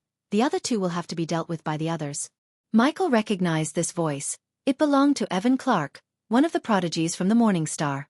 The last time he met Evan was on the battlefield fighting the Netherals in River Town. We have plenty of level 10 body-refining warriors. With the last 2 magical beasts, they'll be able to deal with them. Although no one else would have a rare weapon, the amount of them is enough to handle the last 2 beasts, another feminine voice said. Victoria. He instantly recognized Victoria by her voice. Knowing that these 2 were here, he realized that there must be something valuable inside the cave and worth exploring. Not to mention he could harvest badass points by taking the spotlight from these so-called prodigies. That's correct, if we all work together, then we will be able to break past the defensive line of the magical beasts. I agree to this plan, Victoria said. I agree as well, followed by Victoria's voice. He heard Hannah Berry's voice. What is she doing here? Flashing the Netherals to death. Michael chuckled inside. The crowd saw 3 of the 5 experts had all agreed while the other 2 remained silent. Noah. Alicia, if we may have your opinion. Evan looked at Alicia and Noah and then the little girl beside them. I see no problems. Both Noah and Alicia nodded their head in agreement with Evan's plan. Seeing the strongest among them give their agreement, Evan had a look of excitement on his face. Then, taking a glance at the crowd, he spoke in a loud voice. Everyone, now that the 5 experts have all united to enter the Immortals' Cave, I hope that everyone will stand with us. Our combined strength will be enough to kill the magical beasts, and whoever enters the cave will be able to take what they find. As soon as Evan finished his speech, everyone stood up at once and began to cheer loudly. Each one of these men was at level 10 of the body refining stage, and with their rare weapons, they were on par with body strengthening level 5 warriors. If you are not above at least level 7, then don't throw your life away. We are only inviting those who at the peak level to fight with us. Victoria yelled out loud, causing those who didn't meet the criteria to be displeased. Victoria sounded arrogant as usual. The way she spoke irked many people, but they had to stay back unless they wanted to end up as magical beast turds. After this, those who weren't strong enough to face the magical beasts could only retreat away from the cave grounds, leaving behind around 70 men. Each of them was at or above the level 7 body refining stage with a strong background and a determined face. Good. Then let's have everyone here so we can plan things out. I propose that we split up into 4 groups. Each one will deal with a single magical beast. Does anyone have any opinions? Evan spoke. This plan's fine, I agree. I agree as well. Everyone began to ask their questions. Shouldn't we wait for Ghost? Among the crowd, a person asked, making Michael grin. Chapter 122. After the man asked the question, among the crowd, there were a few moments of silence. It was Victoria who broke this silence with her words. We are not waiting for anyone. The people here are more than enough to slay those 4 beasts. She left no place for anyone to talk back. Ever since he humiliated her during Heaven's Gate competition by Spartan kicking her off the stage, the seed of hate towards Ghost had grown into a giant tree in her heart. Every time she hears the name Ghost, a flash of anger would emerge from her soul itself. Hearing the name she hates the most again, deep down she hoped he had died somewhere in the nether realm.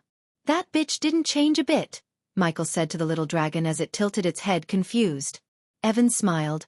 Ghost can join the fight when he comes here. For now, the inner group here has enough people to split into 2 groups. The rest of the men here should split into 2 groups as well. Does anyone have any objections? The inner group Evan had mentioned were all standing right next to him.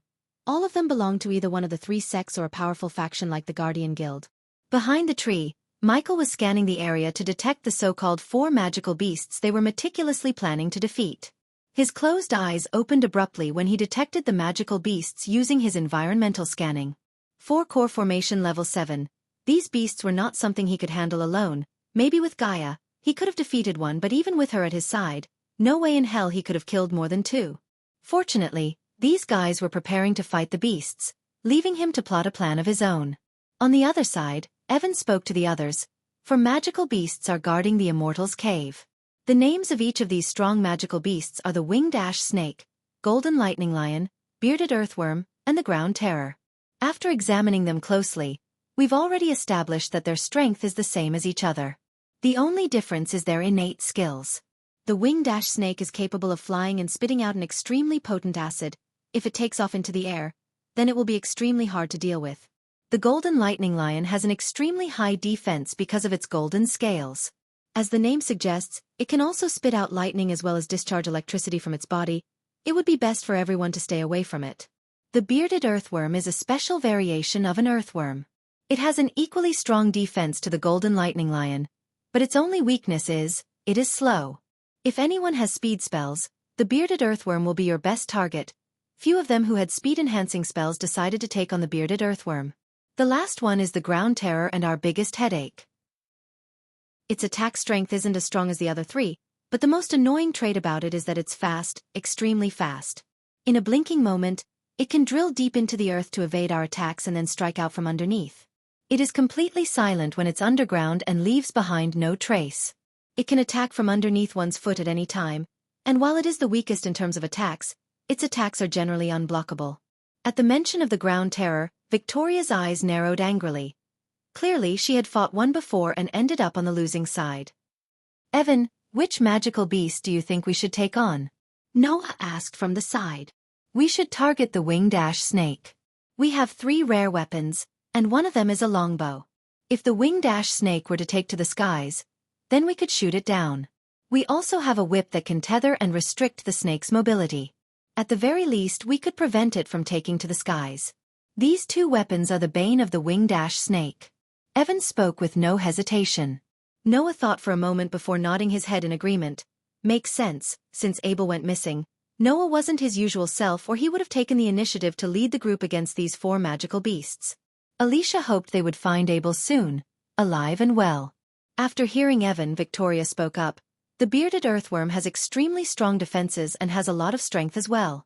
The average body refining stage warrior wouldn't be able to do any damage to it, and without a rare weapon, its defenses cannot be pierced. I will lead a group to take this one. The others can deal with golden lightning lion and ground terror. In a flash, the discussion was over. The most annoying magical beast, the ground terror, who had an unavoidable and unblockable attack, and the strongest magical beast, the golden lightning lion, were given to the last 2 divisions. Hannah Berry led one while a rogue cultivator led the other. Although the men in those 2 divisions were displeased, they weren't able to say anything. The winged ash snake was capable of flight, which would render all those on the ground helpless. It would also be able to strike at the men on the ground with its potent acid. So this magical beast was best suited for the group with a longbow and whip user. I should pick the weakest beast. He recalled what Evan said about all the beasts, thinking which beast he should target. Without another thought, he removed the ground terror from his mind. That left him with 3 options: the golden lightning lion, the bearded earthworm, and the winged ash snake, except Noah and his group picked the winged ash snake. Considering he couldn't use the long-ranged weapon as good as Gaia, he decided to leave the winged ash snake to his group. Finally, after deep thinking, he chose the bearded earthworm as his target. He had 2 reasons to choose the earthworm. First, he could use its slowness to his advantage, and second, he would be able to steal the spotlight from Victoria as well as get more badass points from the system. Although the ground terror and golden lightning lion were both hard to deal with, the remaining 2 divisions were strong in their own right and had many people. With at least 30 peak body refining stage warriors against a single magical beast, the problem shouldn't be that big. After walking towards the cave for a few minutes, everyone came to a stop as they spotted the remains of a battleground. Some were engulfed by greediness. They thought they could make their way into the cave without alerting the 4 beasts guarding the cave entrance, except they couldn't. Suddenly, the thunderous roar of a magical beast could be heard as it shook both the heavens and the earth with an ear-splitting sound. Then, 3 enormous magical beasts came into view. One massive python of large width with a head bigger than the height of a fully matured man and black wings. This was the winged ash snake. Right next to the winged ash snake was a gigantic lion with a ferocious look and body covered with golden scales. Occasionally, a ripple of electricity would dance across its body. This was the golden lightning lion. To the side of the golden lightning lion was a lizard-like magical beast that was a meter tall and 10 meters long. 4 stumpy legs held it up from the ground and its body was completely covered by grayish scales. The most iconic feature of this magical beast was the long beard hanging from its chin. Obviously, everyone recognized this as the bearded earthworm. As these 3 magical beasts appeared, everyone felt a sudden surge of power in the air, pressing against their chest as if there were a heavy stone there, making them difficult to move. Don't panic now, the ground terror might still be underground, so be careful, Victoria said as she held up her flaming sword and charged toward the bearded earthworm. Following straight behind, Noah, Evan, Alicia, and their group charged at their target.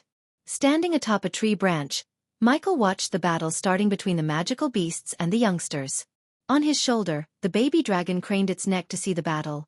Hoo. Maybe he was wrong, but the baby dragon sounded like it's asking why isn't he taking part in the battle. Let them fight and weaken the beasts, then I will take out the weakest. Note this, baby dragon, do not pick a fight that you cannot win. The baby dragon moved its head up and down, acknowledging his advice. Michael had 2 plans. In plan A, he would kill the beasts after they weakened the beasts using all their spells and attacks. In plan B, he would simply dash into the cave while the 4 beasts were occupied with the youngsters. Of course, he could ask the system to get a perfect solution, but he decided to test himself to prove himself that he could survive without the system's help, because overly depending on the system might become his weakness in the future. To take out these beasts and overcome this situation, he would use his current as well as the skill set he learned as an assassin. At that moment, aside from the ground terror, the other 3 magical beasts began to take action.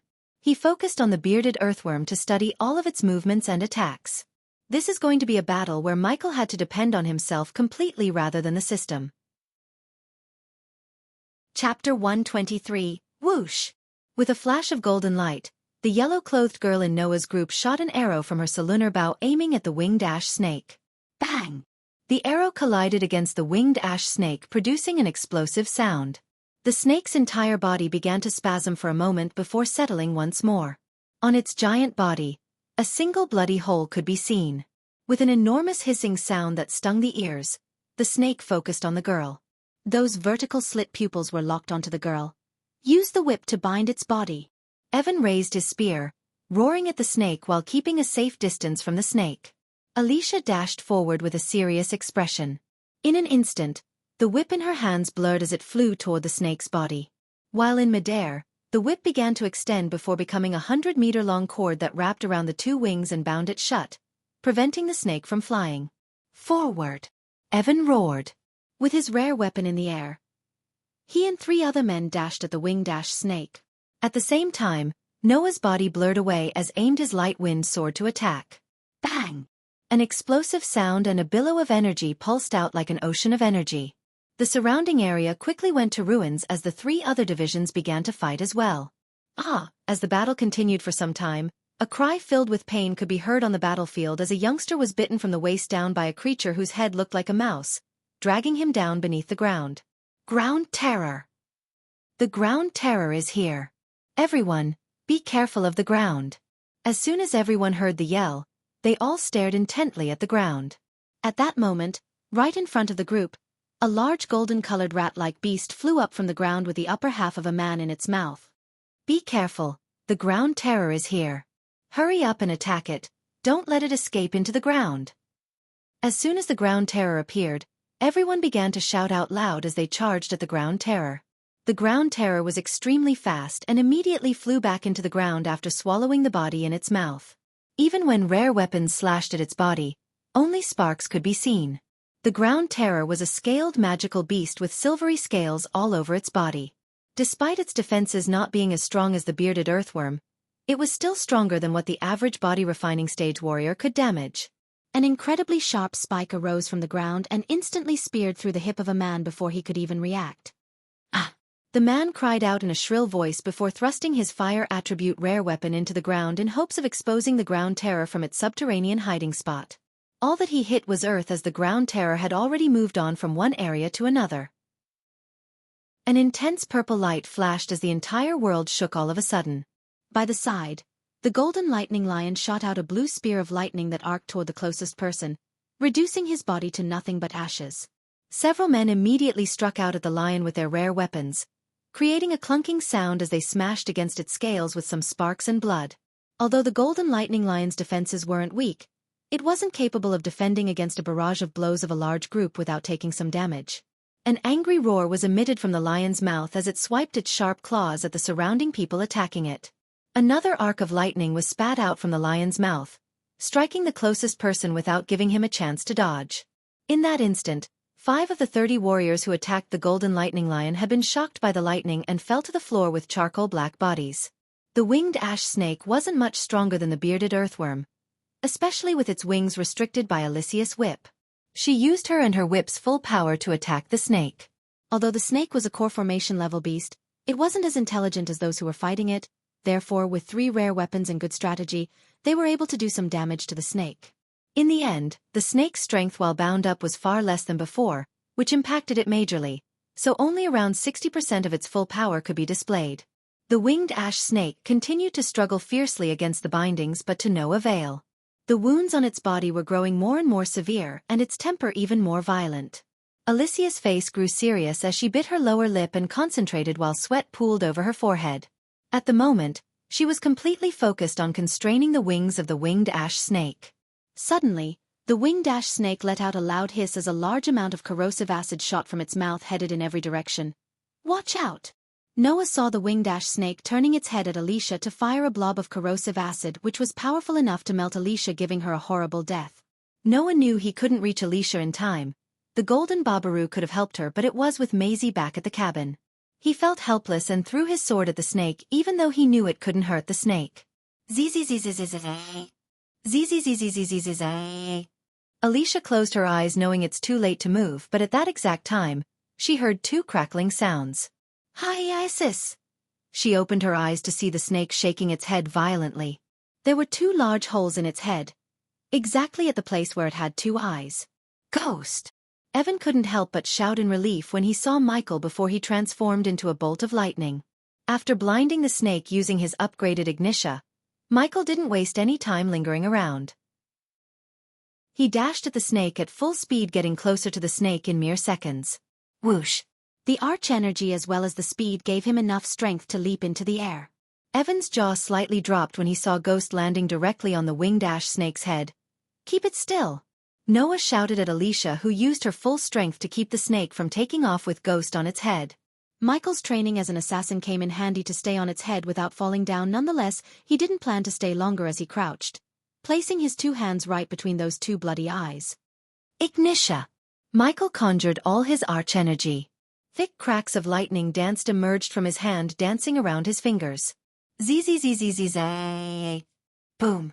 Everyone heard the loud crackling sound of electricity, and the very next moment, a loud boom sound reverberated the area. Splashes of hot blood, organs, and dirt splattered across the area surrounding the snake. The burning smell and iron filled the air, yet Evan or anyone who witnessed the snake's head explode into a blood-red mist didn't twitch their noses but stood still looking at Michael comfortably landing on his feet bathed in the snake's blood. His eyes contained a sense of accomplishment and pride within while his lips curved upwards, making him look like a blood demon. Ding! Congratulations to the host for killing a core formation stage level 7 beast. The reward is 60,000 experience points and 1,000 badass points. Ding! Congratulations to the host for successfully being a badass. The reward is 1,500 badass points. Ding! Congratulations to the host for successfully being a badass. The reward is 2,000 badass points. Ding! Congratulations to the host for successfully being a badass. The reward is 3,000 badass points. Ding! Congratulations to the host for successfully being a badass. The reward is 500 badass points. Ding! Congratulations to the host for successfully being a badass. The reward is 300 badass points. Ding! Congratulations to the host for successfully being a badass. The reward is 300 badass points. The moment the others noticed the headless snake lying on the ground in its own pool of blood and Ghost in front of it, Their faces went still with shock and amazement. There were still cracks of lightning dancing around and through the snake's body as well as grayish smoke radiating from the part where the head was. Even Noah was no different from the rest. Just then, the bearded earthworm let out a terrible sound as well before collapsing to the ground. Victoria was breathing heavily while clutching her sword tightly. She had more than 20 men before the fight, but now, only 10 or so people stood behind her, terrified and ready to run for their life. Time to kill the worm, Michael thought to himself looking at the bearded earthworm. Although he hated Victoria, looking at the injuries and the large wounds on the bearded earthworm's body, he felt grateful towards her because she just made his life better, a lot better. Until a few minutes ago, his target was this earthworm, but when he noticed the snake struggling under the attack of Noah and his group, he changed his target to the snake. However, it was not as simple as blinding its eyes and killing it like he did. Before he actually fired bolts of lightning at the snake, he concocted a variant of the devil's breath and mixed the gas in the air around the snake using his arch energy. The more everyone inhaled the air, without them knowing, they would become weak, including the snake. Coupled with his potion and Alicia's hard work of keeping the snake still, he got the chance to target its eyes, the weakest part in its body. His attack caught the snake in surprise, leaving no time for it to defend or dodge. Of course, he wanted to let the snake finish Alicia so he would have one less enemy in the future, but unfortunately, the devil's breath could only weaken the snake for a few precious seconds. Evan, give me your spear. Evan knew about his speed spell, therefore when he asked for the spear, Evan threw the spear to him because it would be more useful to Ghost than to him in this situation. The earthworm had already suffered major wounds in the battle with Victoria and her group. Since Earthworm was the weakest and Victoria used all of her powerful spells and her rare weapons to fight it, the worm's strength was reduced to almost 60%. Taking the spear, Michael didn't immediately activate the lightning dash but stealthily moved towards the earthworm while it was focusing on Victoria. If the earthworm could kill before he reaches his desired position to attack the worm, so be it, no rush, this was his thought. While he was snaking towards the earthworm, he signaled Noah and Evan to attack at the same time as he thought hand signs. Noah nodded, then Evan, and finally Alicia. The trio didn't take anyone with them to ambush the earthworm because a large group could alert and take the worm's attention from Victoria. Michael focused completely on the target before him, not at the other two magical beasts ravaging the rest of the youngsters. Inside Michael's long coat's pocket, the baby dragon attempted to move trying to see what's going on outside, except Michael tapped his chest making the dragon stop moving. Now that he dealt with this minor trouble, he conjured the alchemy flames heating the tip of the spear. Evan saw his spear tip turning from silvery white to bright orange. When he was just 20 meters away from the earthworm, he stopped and showed 3 fingers indicating that he would attack in the count of 3. 3 fingers, 2 fingers, 1 finger. Lightning dash. He activated the skill silently, then he dashed forward aiming the heated spear at the big black in its head which seemed to be the eyes. Godly slash. Death frost. At the same time, both Noah and Alicia began their attack. A crescent-shaped golden light soared through the air towards the worm while a bone-chilling frost of ice instantly covered the earthworm. Normal spear stab. Just like before, Michael leaped into the air muttering these 3 words under his breath with a small chuckle in his mind. Boom. The golden light Noah sent was powerful enough to cut through the worm's strong scales, and the frost spell Alicia used crystallized half of its body, and the frost continued to crystallize the rest of its body. It's mine. Victoria screamed madly, seeing they are going to finish the job she started. She didn't want them to take the credit, especially Ghost, except he already stabbed the spear through the worm's eyes, making the worm shudder violently. Michael retrieved the spear to stab it again and again until it stopped shuddering. Ding! Congratulations to the host for killing a core formation stage level 7 beast. The reward is 60,000 experience points and 1,000 badass points. Just when he saw the notification did he stop stabbing the worm. Both the winged ash snake and the bearded earthworm were dead now. Only 2 remained. One was the golden lightning lion which was prancing about. Despite the wounds on its body, they were nowhere near killing the lion. The ground terror was the most healthy one. Scuttling about underground, it would play hide and seek with those on top as if it were a game rather than a battle.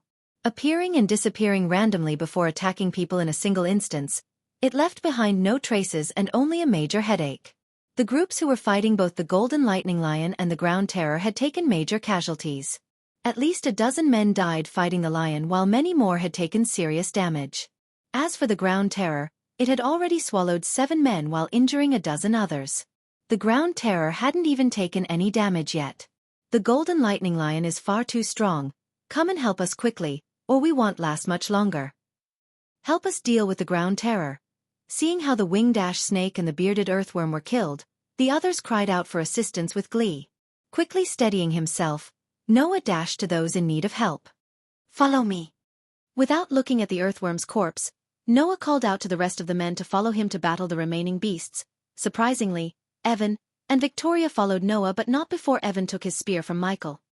Are these idiots expecting me to join? No thanks. In the heat of battle, they forgot why they came here, but not Michael. He had no intention to help those youngsters because the remaining 2 magical beasts were not harmed. Not at all. Although with Noah, Evan, Victoria, and Alicia by his side, he could kill one of them or even both. He didn't come here to kill magical beasts but to take the treasures inside the cave. Just like Michael, few of them had the same thought. They were looking for the right time to dash into the cave following Michael. Ignoring them, Michael dashed into a cave. This cave was unnaturally deep, and with every single interval, there was a single night pearl emanating a white glow of light. The interior and cave walls were glossy as well, meaning that someone had used an incredible amount of strength to cut the walls evenly. Bang! A loud sound could be heard up ahead as the entire passageway began to tremble. He began to hasten his pace even more before quickly arriving at an area where a single stone door blocked his path. Chapter 124. Michael ran his fingers through the old sturdy wall blocking his path. He looked around to find if there's a mechanism to open this stone wall yet. He could find only dust and pebbles around. Okay, let's do this the hard way then. He strode forward and immediately struck the door fiercely with his fist. With a muffled sound, the stone door continued to tower over everyone else, with only some dust being shaken down. At this sight, everyone who followed him behind was astounded. Even he had been stunned for a moment before muttering to himself, "Is this really a stone door?" He knew clearly just how much strength was put behind his fist. Even an iron door would have a hole blasted through it. But this stone door wasn't even scratched. Holy shit! Is this really a stone door? It's unbelievably hard. This stone door definitely isn't an ordinary one. Everyone began to chat among themselves. Need help? He heard the familiar robotic yet slightly human voice in his head. Nope, I'll need to see how far I can get without your help. Michael thought. He tightened his fist again to punch the stone wall again. If there was a trace of arch energy around the door, he would have looked for another way because it's near impossible to break something enchanted using arch energy, but this door had no arch energy, which means with enough force, he could break this door. Bang! An ear-splitting sound could be heard as the entire cave shook after he punched the door again. Everyone shook their heads in pain as they steadied themselves. After a while, the cave grew quiet once more. Everyone's eyes remained wide open as they looked at the stone door in shock. It continued to stand over them as if normal. Just what was used to make this stone door. It's really hard. Michael was annoyed at these people behind him. They weren't even helping, and the only thing they were doing since they followed him to the cave was staring at the stone wall. Third time's the charm. Just as he was about to punch the door the third time, a large animalistic reverberated the cave, causing everyone's face to lose color. That's the golden lightning lion and the sounds of footsteps. God damn it, they brought it here. Fuck. One of them yelled. Fuck it, the pitch-black darkness of the cave and the fact these idiots bringing the lion to him gave him an idea. An idea which could work. Gritting his teeth, he closed his eyes. Death range. The moment he uttered these 2 words, the arch energy in his body rushed into his veins, making every muscle in the body stronger. He could feel his strength growing exponentially, and since the cave was already pitch black, none could notice the darkness of the death range. Without any hesitation, he punched the stone wall. Bang! A loud sound could be heard as a large shockwave of energy exploded outward at an alarming speed, washing over everyone while the cave itself began to shake almost as if it was on the verge of collapsing in on itself. Upon looking at the stone door, there were several cracks, but it was still not broken. Everyone let out a shocked gasp. The stone door was far stronger than anyone had imagined. On the other side, he could rejoice about the durability of the Immortal's cave. Even after such a heavy blow, it still had not collapsed. Break for me. Michael gritted his teeth. Immediately, he punched again, and this time, his punch was stronger than the one before. Another explosive sound could be heard as stone pieces could be seen flying about, and the cave echoed with the sound. After the second strike, The unbelievably strong stone door had finally been shattered but not completely. The hole that appeared at the wall could only let one person at a time. Even that person had to be slim enough to slide through the crack. Fortunately, he wasn't a bodybuilder or fatty. Let's go. Move quick. We can't fight that beast in here. Many shouted in terror while Michael was sliding through the crack to reach the side. He desperately wanted to block this crack, leaving these lazy bastards to die, but time was not in his favor. After wiggling his body through the crack, he came to the other side of the stone wall and reached the inner parts of the cave. The cave was extremely large and spacious. Hanging right on the ceiling of the cave was a single head-sized night pearl that illuminated the entire cave with its shiny glow. In front of him, there was a tall bookshelf, and on top of this bookshelf, there were some neatly placed scrolls. All these scrolls were covered in dust. They had clearly been here for a long period of time. Right next to a tall bookshelf was another single haphazardly made wooden bookshelf with several books on it. He walked up to the top bookshelf and grabbed a book with a sudden look of shock on his face. All of these books were rare spells. He was surprised by what he just found. Fiery Wrath. Creates a weapon of fiery energy. This is incredible. I just picked one at random, and it was a rare spell. Michael's eyes were glistening in excitement. So many scrolls. There are also books. This is a library. No shit. The system sounded irritated, but he ignored it, sending everything he picked into his system storage before the system asks rent for storage space. Energy Rage. Creates claws of electric energy. Damn, I hit the jackpot. Michael couldn't hold his excitement, thinking how powerful he would become after learning all these spells. He would be untouchable, and he saved thousands of badass points. Huh? System, did you just laugh? The system went silent, but he could swear he heard the system chuckle. Clean first, think later. He had no time bitch with the system, as Noah and those idiots would come here soon, and then he would have to share this loot with them unless he wanted to make some powerful enemies by fighting. That he did not want, because the spells are valuable, but they are not worth it if he had to make powerful enemies. Thinking about this, he fastened his pace of storing the spells in his system storage while the people behind him were reading the spell scrolls one by one to choose which one they should get, considering they had limited space in their space ring. Baby Dragon, if we take everything here back to our sect, we will become the fourth big sect. Michael patted his chest. He could sense the baby dragon had fallen asleep, or it would have clawed its way out of his coat to give him a dragon saliva bath. Need a diversion. He noticed one by one people were turning their gazes at his bookshelf. Looking at this, he decided to turn their gaze towards somewhere else, and to do that, what would be better than a good old-fashioned flashbang? He knew one day this would come in handy after using these to get rid of the bandits during his first quest. He crept into the corner of the shelf where he had the cover of darkness and retrieved the flashbang. Fire in the hole, bitches. He snickered, throwing the flashbang to the faraway corner of the cave. Bang! The sudden flash and explosion sound shook the cave, making everyone jump back in shock and surprise. Just as the flashbang exploded, he waved his hand and took all the scrolls into his space ring before punching the bookshelf to make it fall to the ground. What was that? Michael shouted like he had nothing to do with the explosion. Move faster, people, the place might come down on our head. Like a good human being, he advised the people as everyone nodded. Those who eyed the bookshelf could now only sigh because they preferred to take what they could easily rather than lifting this shelf up and then search for a spell. As soon as he took all the spell scrolls, he laughed inside and joined the others to look around the cave, hoping to find even more treasures. Despite the expansive cave, the items within were relatively scarce. Aside from the rare spells, there was nothing else that made him excited as before, but that didn't mean he left those common and uncommon spells untouched. He took many of those scrolls without alerting the others, as he didn't want them to wonder where he got the space to store all the spells. Bang! Bang! Bang! Suddenly, the silent atmosphere of the cave changed by the thundering, booming sounds which seemed to be coming from breaking the stone wall. Soon, Michael saw Noah and the group rushed into the cave, making him curse those useless magical beasts outside. Core formation, my ass! Why couldn't they kill them all? In the next second, something strange happened as the stone chess table slowly began to descend into the ground when an idiot who just came here began to investigate the table. Immediately jumping away from the table, Noah could only look on in astonishment as the table descended deeper into the ground before exclaiming, what's happening? He couldn't have activated some sort of mechanism, has he? Even as Noah spoke, the group of men in the cave all grew vigilant as they began to worry whether or not the mechanism that was activated would kill them.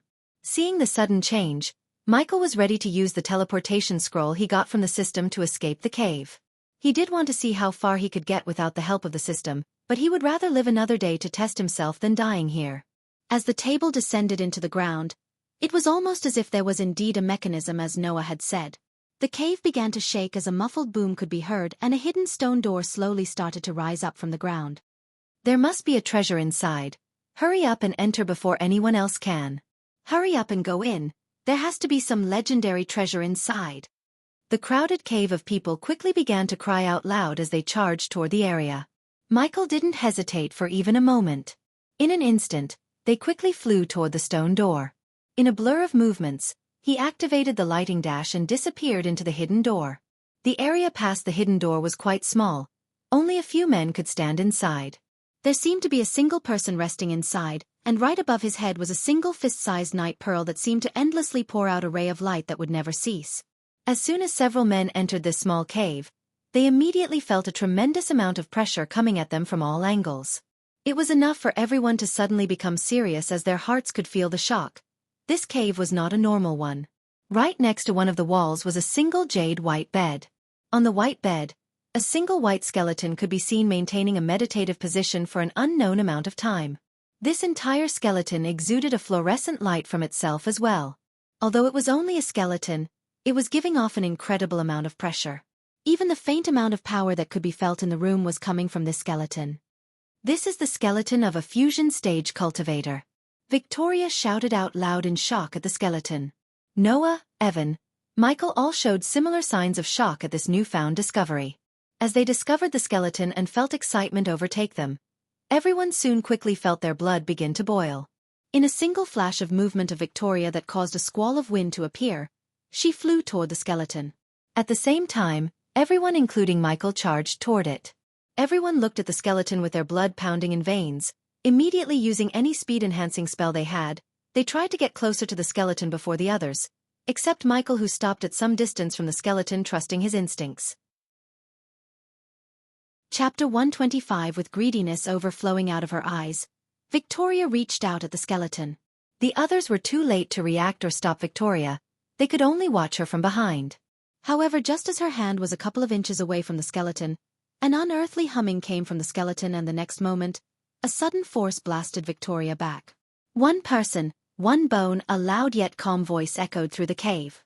Many became flabbergasted, looking around the cave to locate the voice, but Michael could somehow sense the voice belonged to the fusion stage cultivator. After flying or rather stumbling back a few meters, Victoria quickly regained her composure but not before baring her teeth looking at the skeleton. She obviously avoided making eye contact with others, especially with Ghost who was ready to laugh at her misfortune. I think the cultivator only wants us to take only one bone each, Evan said, taking everyone's focus from Victoria.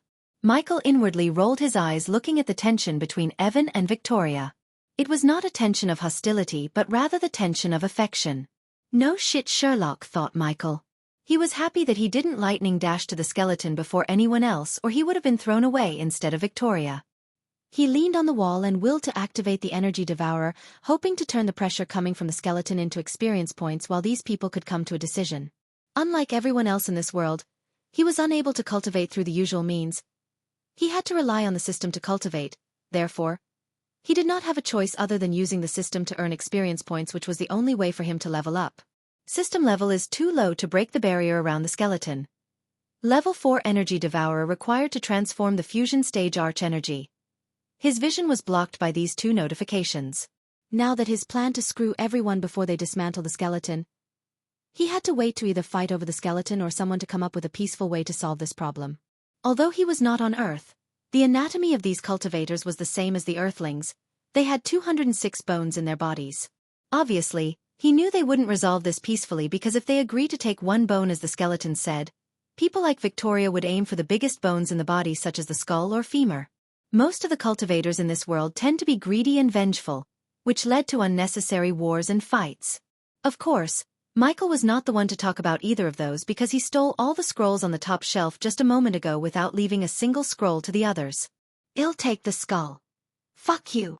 I fought the ground terror, so I'll take the skull.